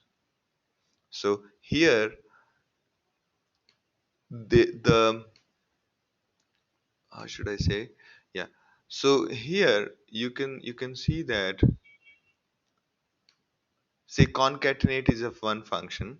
If you use concatenate, you can do that. Average, if there is a tuple inside, say we wanted to compute average only, and there is a tuple, then we can use that to do the average on it. Okay. That was, I think, Shyam's question earlier. We will show you how to use average, sum, and all other aggregate functions. These are aggregate functions. And these are the functions which you can use right away in the generate to convert one value into another. So you have mathematical functions. So you can say things like, for each my records generate say cos of some value, my value, or we can say sqrt of my values. Okay, so this way you can apply various kinds of mathematical operations on the data. Okay, there are string functions, there's a regular expression extract, and then there are replace, there are regular expression extract is important. Okay, so basically regex extract, it takes it takes the regular expression pattern, and also and the name, what field name you want to apply a regex on. This is the field, you can put a field name instead of a string, and then second argument you can provide as the regular expression, and third argument you can provide is the argument, the the group number, the capture number. This is a capture number 1, this is capture number 2, and so on.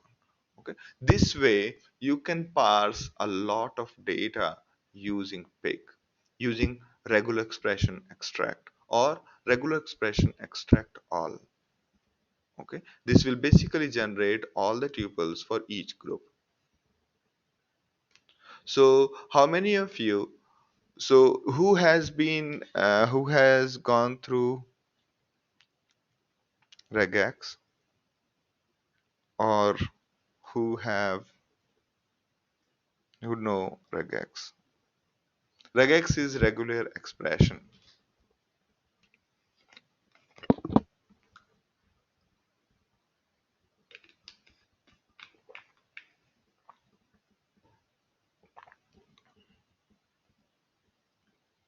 Nobody? Okay. Okay. So probably that would also answer your questions, that how would dataset be generated as key value pairs. So you can utilize regular expression to do a lot of churning and generation. Okay. So imagine this, you have got, say, text logs, plain text logs. First statement in your pig script is load Apache log text file into one dataset. Next is, for each log,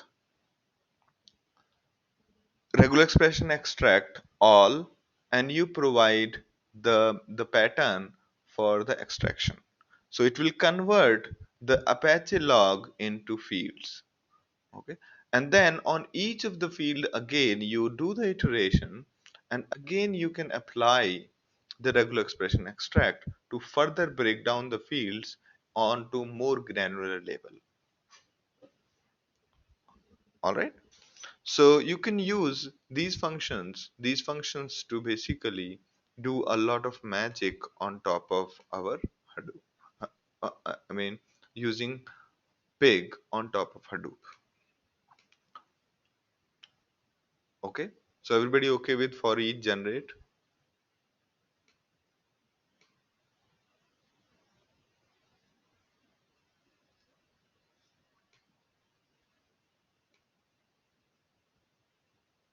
Great.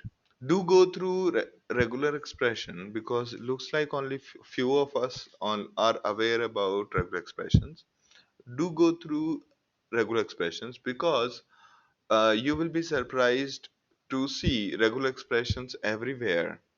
Every tool supporting it, everybody using it. So, and it is a part of whether you are into management or development, it is a part of the life. Okay, lot of text churning is done using regular expressions. All right, great. So that brings us to another topic called group by. Now in group by, okay, what we do is so again, first, group by just grouping. It does not include aggregation. Okay, if we have to do aggregation, we will again look into it. Okay, there will be next step. But first, we will do the group by. What does group by do? It does exactly what it shows you. So you have a a, a data set called A, and this data set has these values in it. Okay, it has one field name is and some fourth field. Okay, there is this field 4.8f. Now, when you say group by age, we want group by age. What happens? It generates a new data set in which there is first field is the group name, and the second field is the bag of all the values. It's a bag of all the values having that particular age. For 18, Joey and John, both of these rows become a part of a single bag, or you can say this tuple and this tuple come together form a bag. Similarly, for 19, this tuple, where is the tuple? This tuple is the only one, and so on. So when you say group by, it basically groups the data, that's all, based on a particular field. Sounds good to you?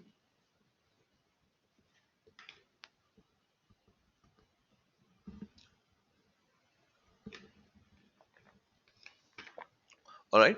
Also, you can group by using multiple fields. You can say group by field 1 comma field 2.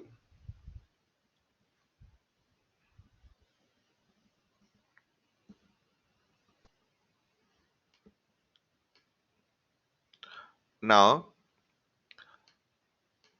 you're okay with group by, right? Next one is filter. To filter the data, what you do is first load the data usually, and then you filter data. Same, filter my data set by, here goes your condition. Here it says symbol matches this particular pattern. Symbol matches this particular pattern. And similarly, not is this way. Now I'll show you this. So basically, load remains as such. Our load statement remains as such, and then we say this. Okay, and when we say starts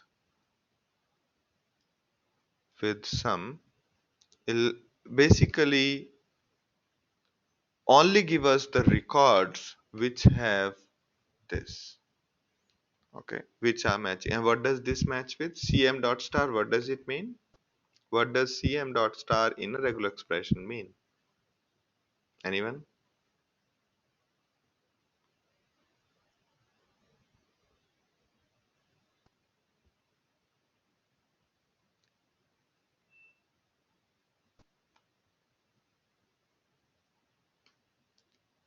Yes, all the names starting with CM. Yes, now you can see that we got CMA, CMO, CMC, CMK, CMU, only those symbols that the name starts with CM. Sounds good to you? And also, in case, say, you want to filter by things like this, and You want to say, give me the dividends where the value is greater than zero point 0.1 and value is less than 0.12. Okay, so those kind of things are fairly possible. For more information about the logical operators, you can have a look at this. There is a Boolean operators. So and, or, in, not. There is this way you can define all of it. See?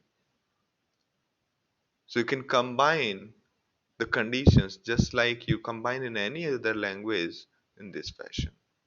Okay?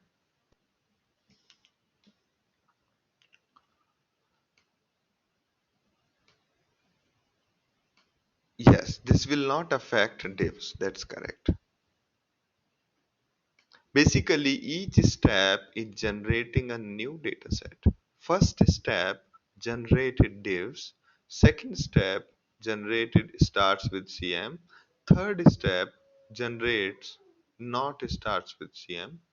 Fourth step generates result. Okay.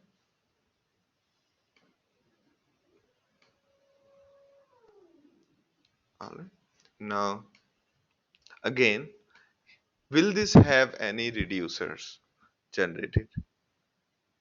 If you are have to write the same code in MapReduce, will you need any reducer side code? Can you just say, can you not specify reducer and tell Hadoop not to sort my data? Because you can do that with Hadoop. You can tell Hadoop not to sort the data by not specifying, the reducer and marking it don't sort the data. So can you do that using this? Question is, will there be any reducer generated for this? Does filter generate any reducer code?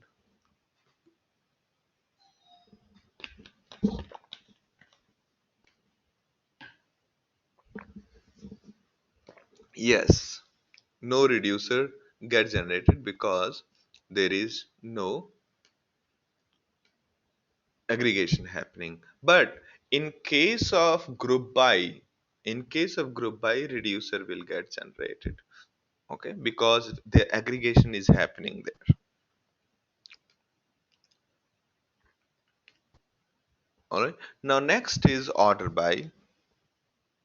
So again, we take the existing data set. We say order data set by symbol 1, symbol 2, and so on.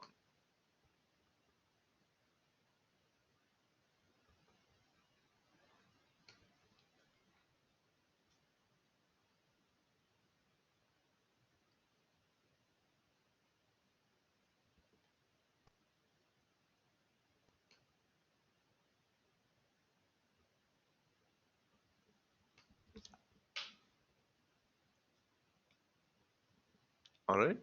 Now you can see that this will sort the data by those particular thing.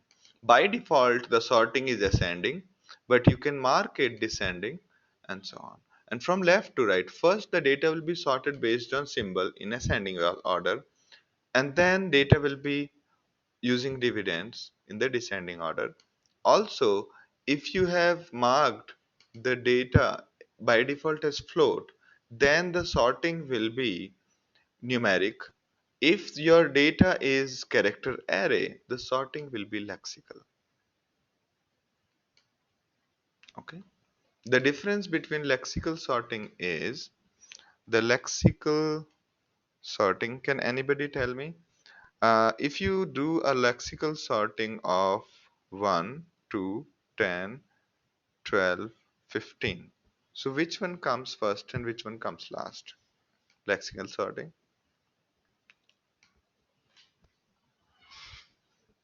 Or say 20, 21.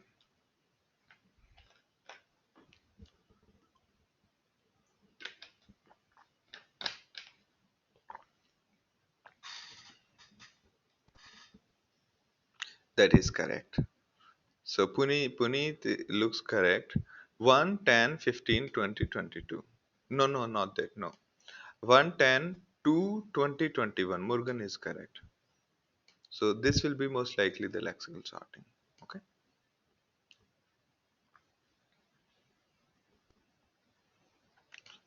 Okay. This will be the. Okay. Now,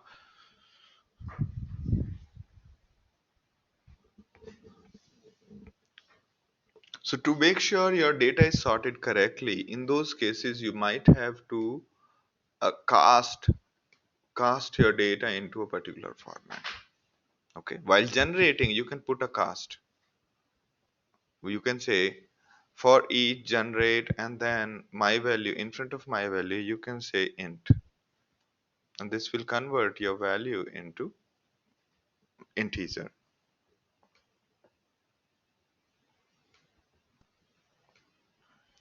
All right.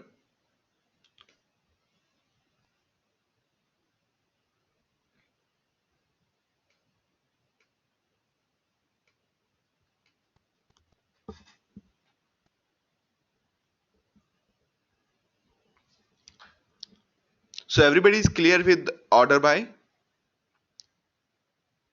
Any doubts up to here, up to order by?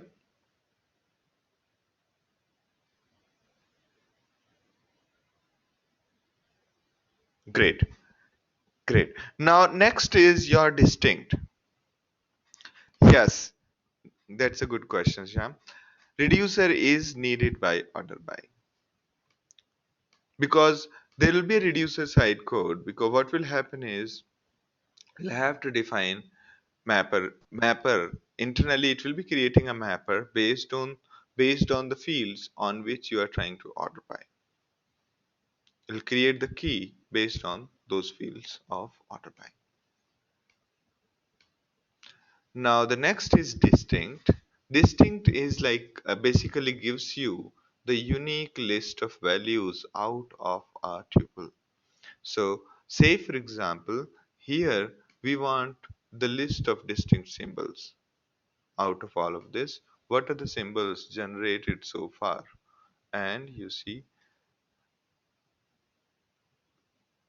so what we did first, we loaded NYSE dividends. For each, we only picked one column out of those many columns. So now symbols is just one single column data set. It does not have others. Third is we say distinct symbols. And now we will get new data set containing only unique symbols.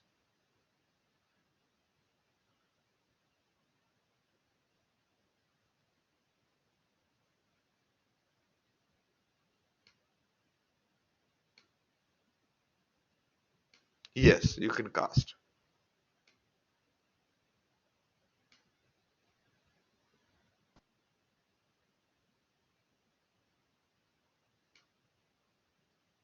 All right. Yes, Puneet. The casting functionality is there. You can cast things while doing a for each or while applying, just like applying another function. All right. Now again, okay, this has been, I think, answered already. Will there be, will any reducer side code be generated in case of distinct symbols?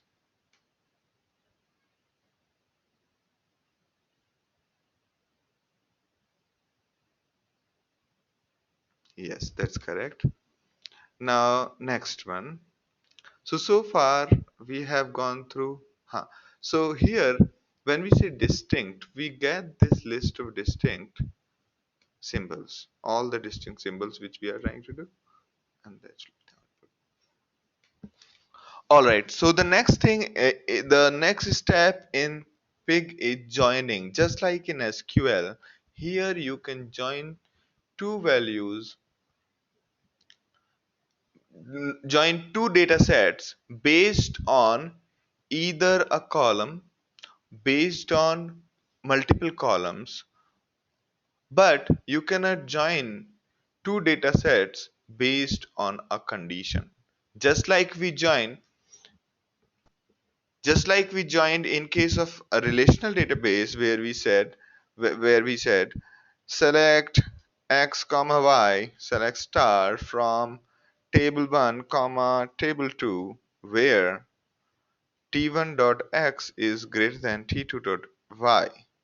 Okay, this was the classic example of a join, but in case of pig, you cannot join based on inequality. Okay, you can only join based on column names, based on multiple columns or a single column. Okay, now here you can see that we have NYSE daily and we have dividends. What we want to do is we want to join them based on a symbol, based on symbol column in daily and symbol one column in divs. Okay, now let me show you that. Okay, so we say dump JND. So basically it will join these two tables. First table is, first data set is exchange, symbol, date, open up, and so on. Second data set is exchange, these three more columns. And when we say join this table against this table and pick up symbol from here and symbol one from here, join based on that, then basically row from this and row from this where symbol name is matching are brought together and merged into a single row.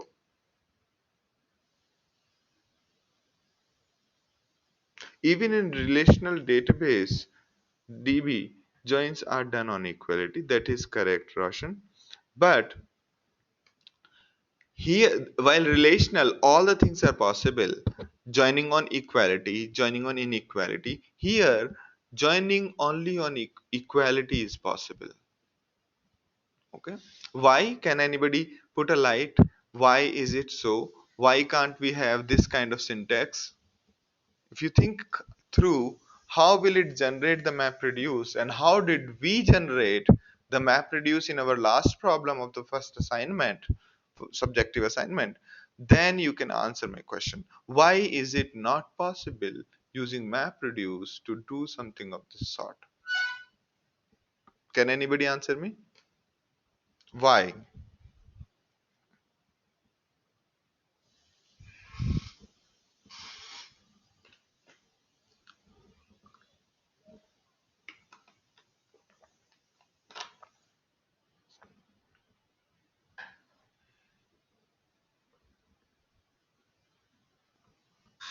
Concat and reduce is what we did. Okay,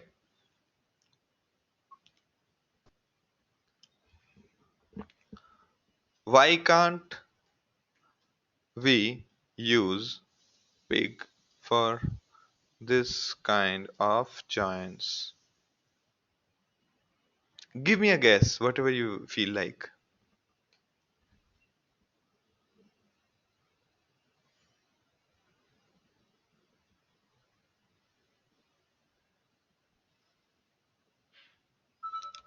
Prithvi's point is if we can reduce on inequality, then we can join it. Okay, think you, yes, concat and reduce is what we did. Yes.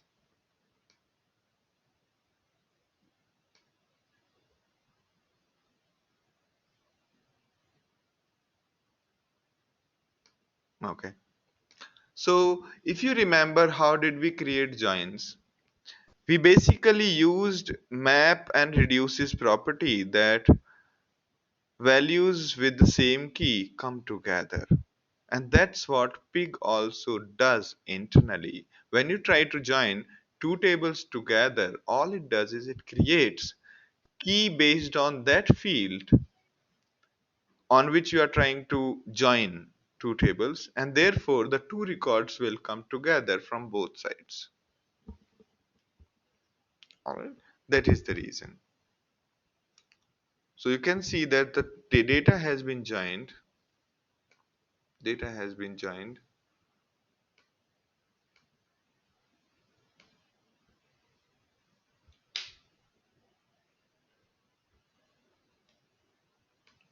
Okay.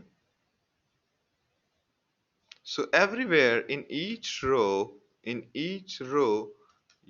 will see that the columns of 1 and the 2 have been joined together to form a particular row. Okay. The column from one data set and second data set have been merged. So that's what the join does. Okay. So is it clear what I try to explain? That the joining on inequality is not possible.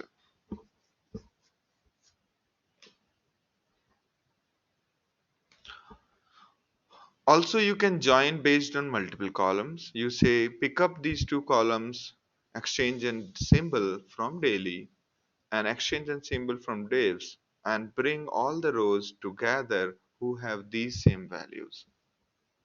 This equals to this, and pick up the record from this, and make that as a single record. The other way, in this one, it has made it a single record. You can see the dividend and our here the dividend and our new NYSE stock exchange, the daily and the dividend. It has combined the two together. And also notice the column on which we have prepared the column on which we have tried to join, that also is present twice.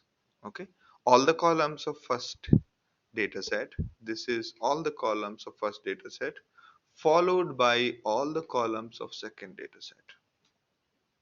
Okay.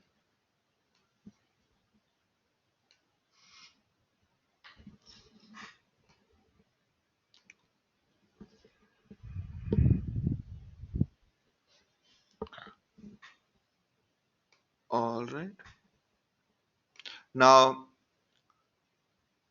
similarly, the composite joins, if you really want to do this, if you really want to do this, what would you do is you generate all possible combinations and then filter the data.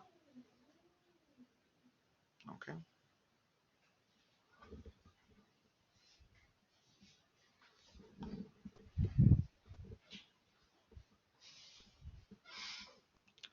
Now self joins, unlike our normal database, the self joins are very different here.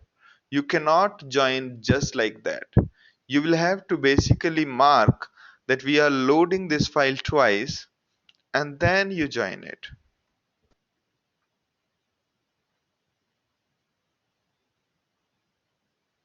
Okay.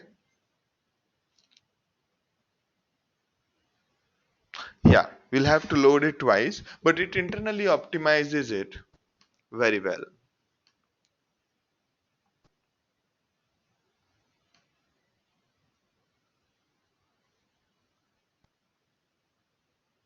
Okay. So here, if you had to apply further inequalities, you can apply those using filter command instead of trying to apply those as part of normal joins. All right. Now moving on. Any questions on till here? I hope not. Or you have lost track what exactly is going on.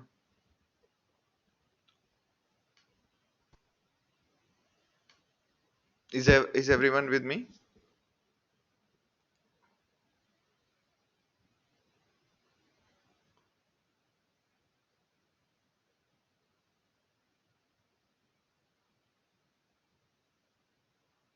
Okay. Is applicable for self join. I did not get Santosh. You said this increased the load, you mean to say?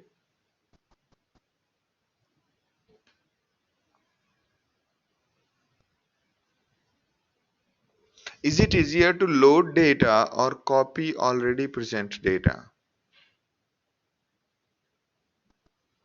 No, no, increased is not an option. It's just a data set we are trying to create, Santosh. This is just a data set. We can give it any name. Here, what we are saying, load these data load my this data. So we created two dividends, two data sets out of the same identical data. And then we are trying to join them. Once we have joined these two data sets, next step is we are trying to filter some records. And this is not anything to do with self joins. Here I am trying to address a situation on how would you do if you have to filter as well as join. So this is the way you will filter separately instead of combining it with the join, right? In RDBMS, where we always said join these two tables on these columns where column 1 is greater than column 2 and column 2 is greater than xyz. So those kind of things are not so easily possible. Instead, what you do is you join, and afterwards you basically do a filter. All right.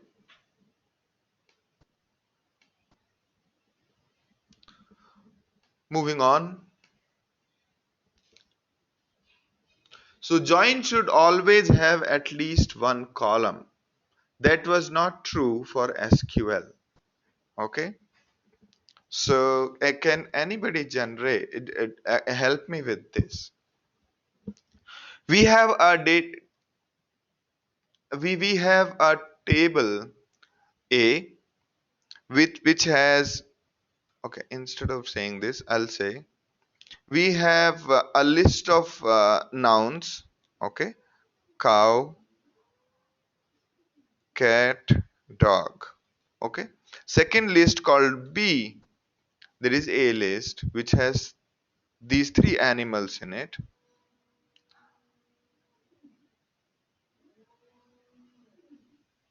All right.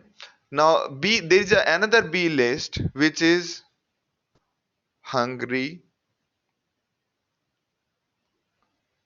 thirsty, happy, sleepy. Okay. Now all you want to generate is all possible combinations of of uh, the adjective with the noun. So we want to say hungry cow, hungry cat, hungry dog, and same case with thirsty. So okay, Prithvi says cross join, good. And I mean, can you tell me a quick syntax, somebody, about the cross joins in SQL?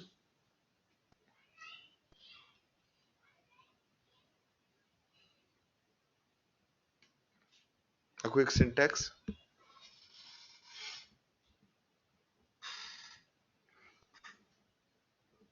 How would you prepare this? Select A dot column B dot column from cross join B.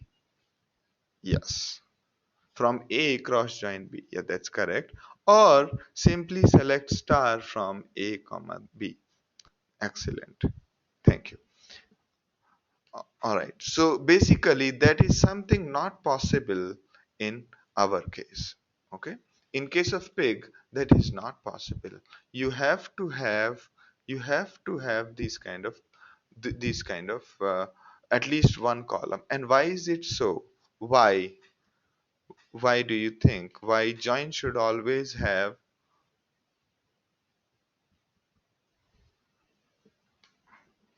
Because it only accepts equijoins. Yes.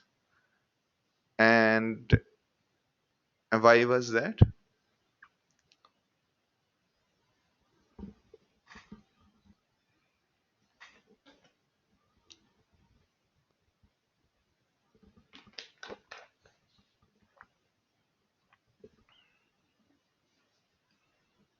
No, we can't do that, Prithvi. In case of join, the things which we can supply, the things which we can supply is column names.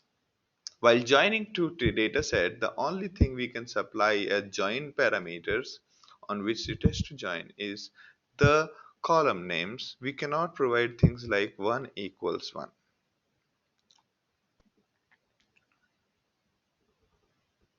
right?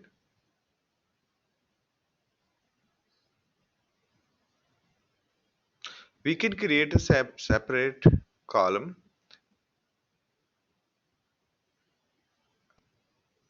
Yes.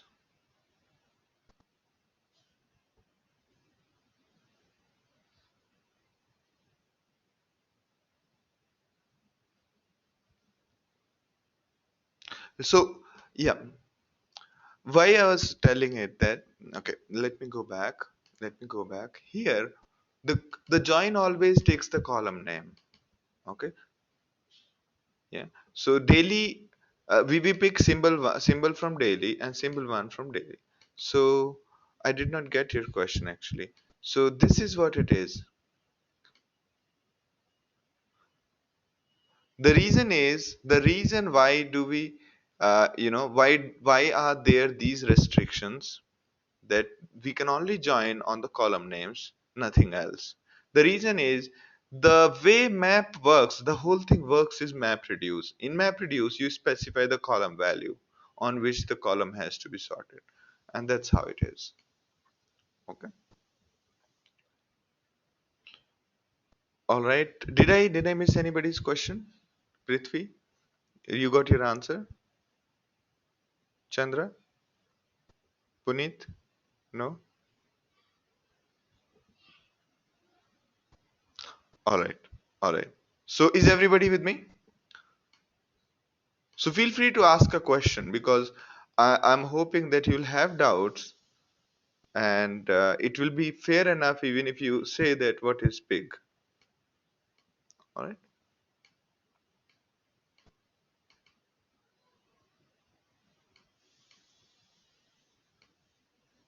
No, I have had few candidates in class who said on the last day that, oh, what is pig, sir?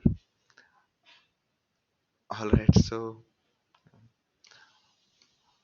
So we are basically trying to write queries for pig. We have finished with order by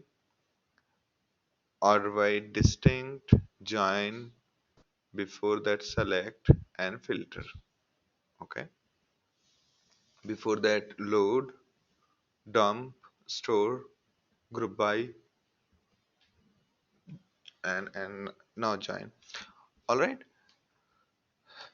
So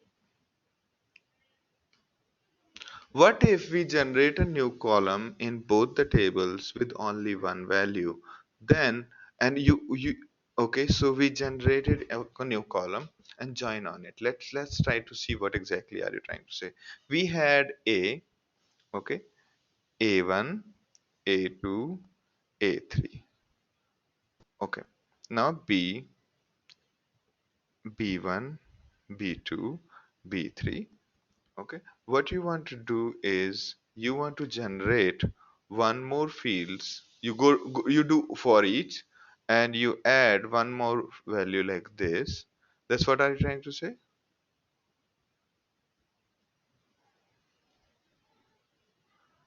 Now, what will happen is when we say join A and join A and B, right?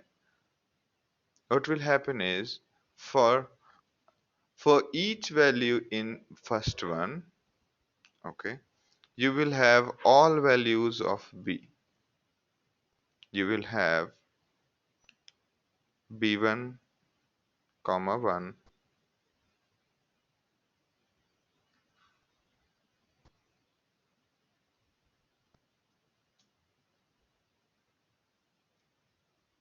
B2, comma 1,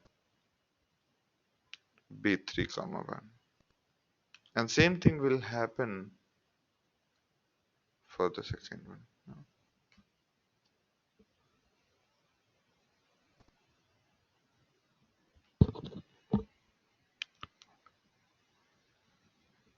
All right, so this thing exactly happen.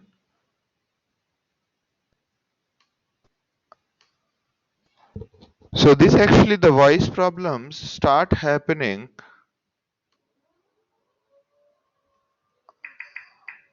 So Santosh, is the voice still low?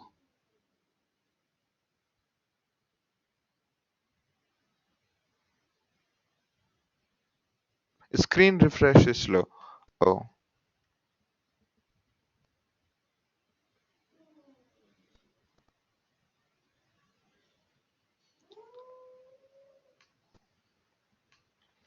oh,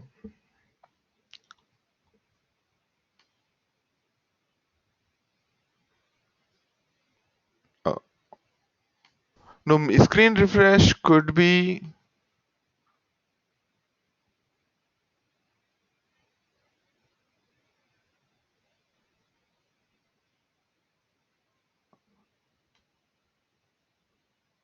Oh,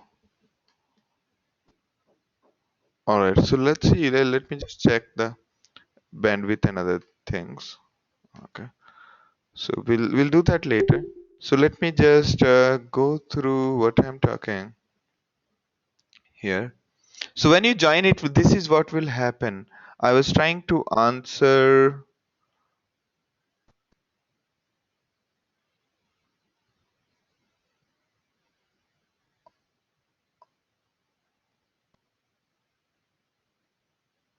Yeah. Yes. So okay. So this is what will happen, Prithvi, if you try to join. Okay. On that. And now next question. Now next question was that what would I do if I want cross join? So there is something called cross joins. All right. Now I am on the screen where we have a diagram showing the pig joins. Okay. So this is what happens when you join. Okay. So we have one table ID and name, and second table ID and name. So is the screen still an issue for you?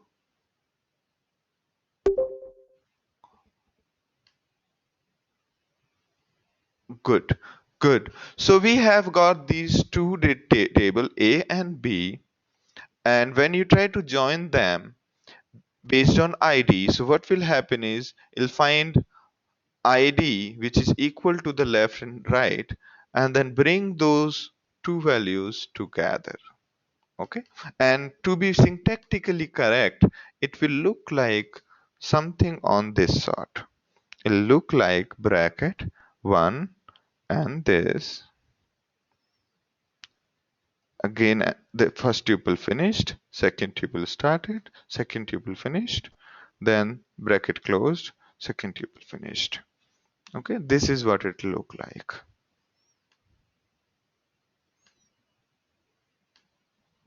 All right. So this is what it will look like. So just for simplicity reasons, we have represented it like this. All right. Now,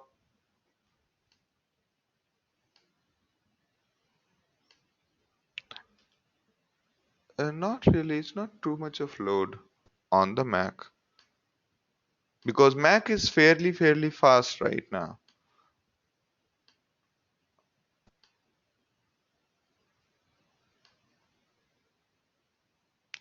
So no, I have deleted the second tuple. Now, I think it is the bandwidth issue. This is what I'm seeing.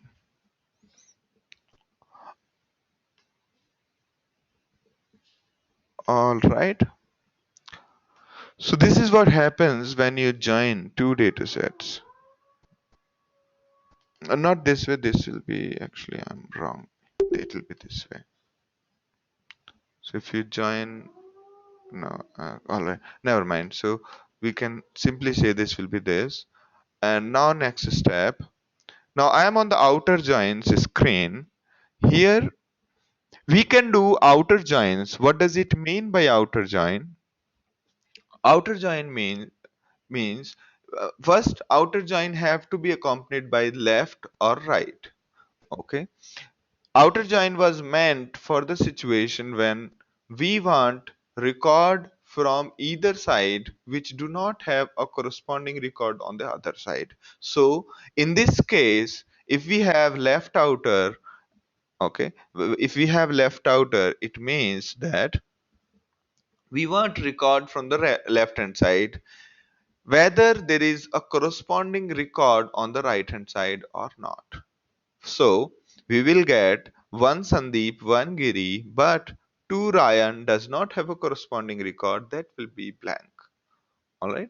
So this is called left outer. So the syntax is between A by ID and B by ID, we put comma, and before comma, we put left outer or right outer. Yes. Okay. It can be full outer or right outer, definitely. And so left outer is clear to you? If left outer is clear, also similar to left outer, you can, instead of saying left outer, we can simply say left. Okay. And we will get this. Alright. Second is right outer or right. Right, again, the location of this keyword is at the same position before comma.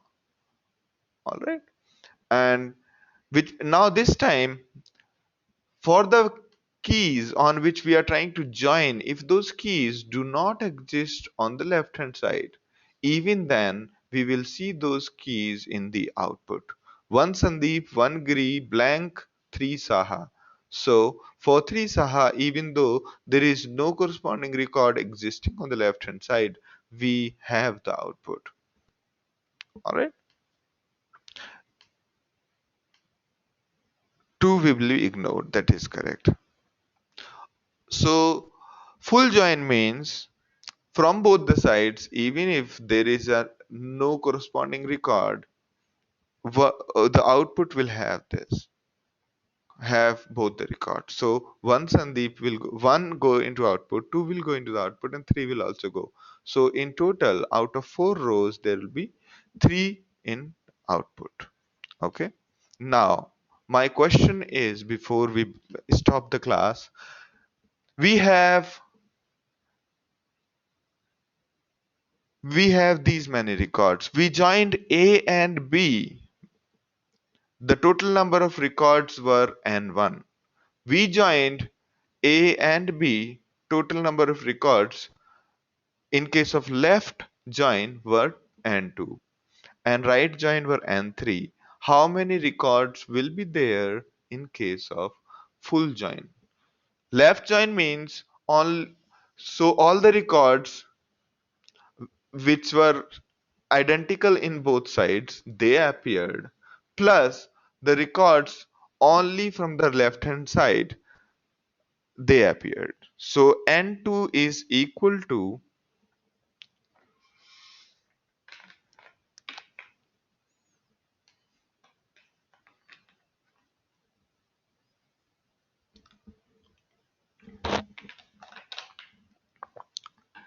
so you are saying the total number of records in the full join will be how much? Chandra, it won't be N3, I can bet on that.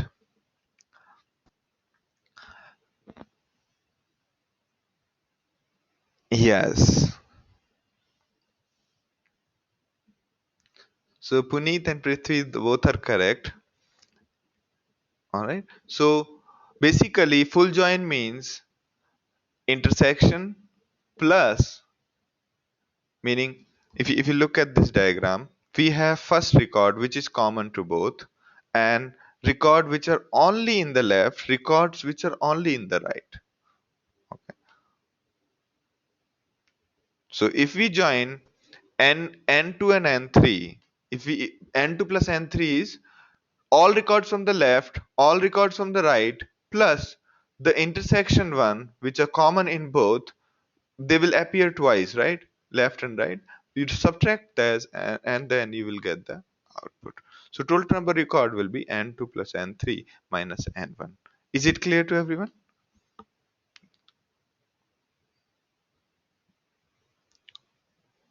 All right. So we'll continue from here, okay, in the next session. All right.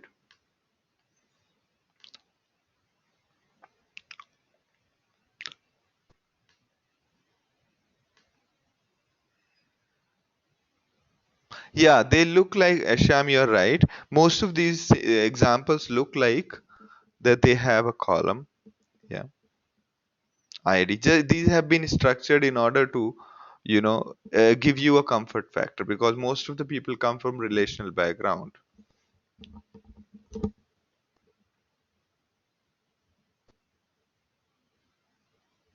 All right. Okay, then I will be sharing the pigs assignment, which you can finish after tomorrow evening because we'll have more questions. All right. So there is a question from Shyam. Table A, table A, 1A, 1B, 1C. Table B is 1x, 1y, 1z. And the output is 1A.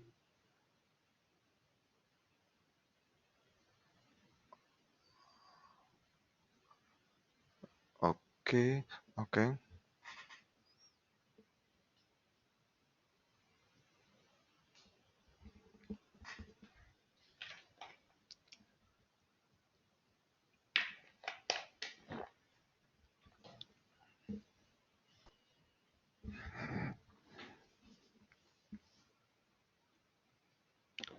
Okay, so let me understand Prithvi's question. Table A, 1A, 1B, 1C. Table B, 1x, 1y, 1z. Output. Output of what?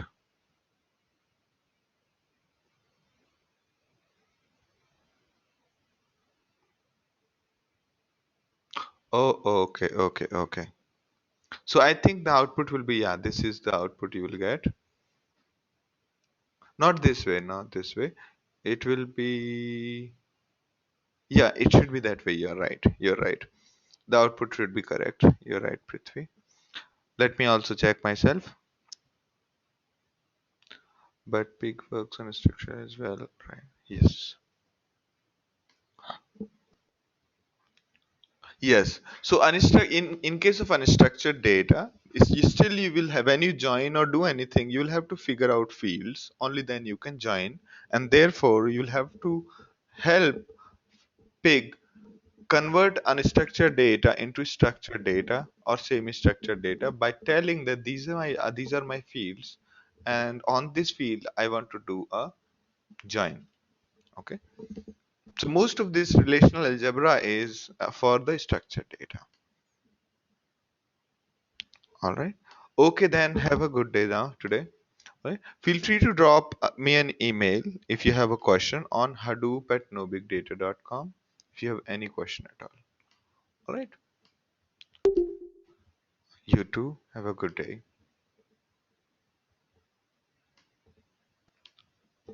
Thank you, Santosh. Thank you, Prithvi.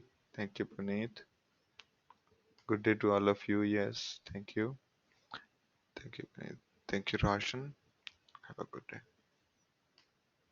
All right. Bye bye. Have a good day.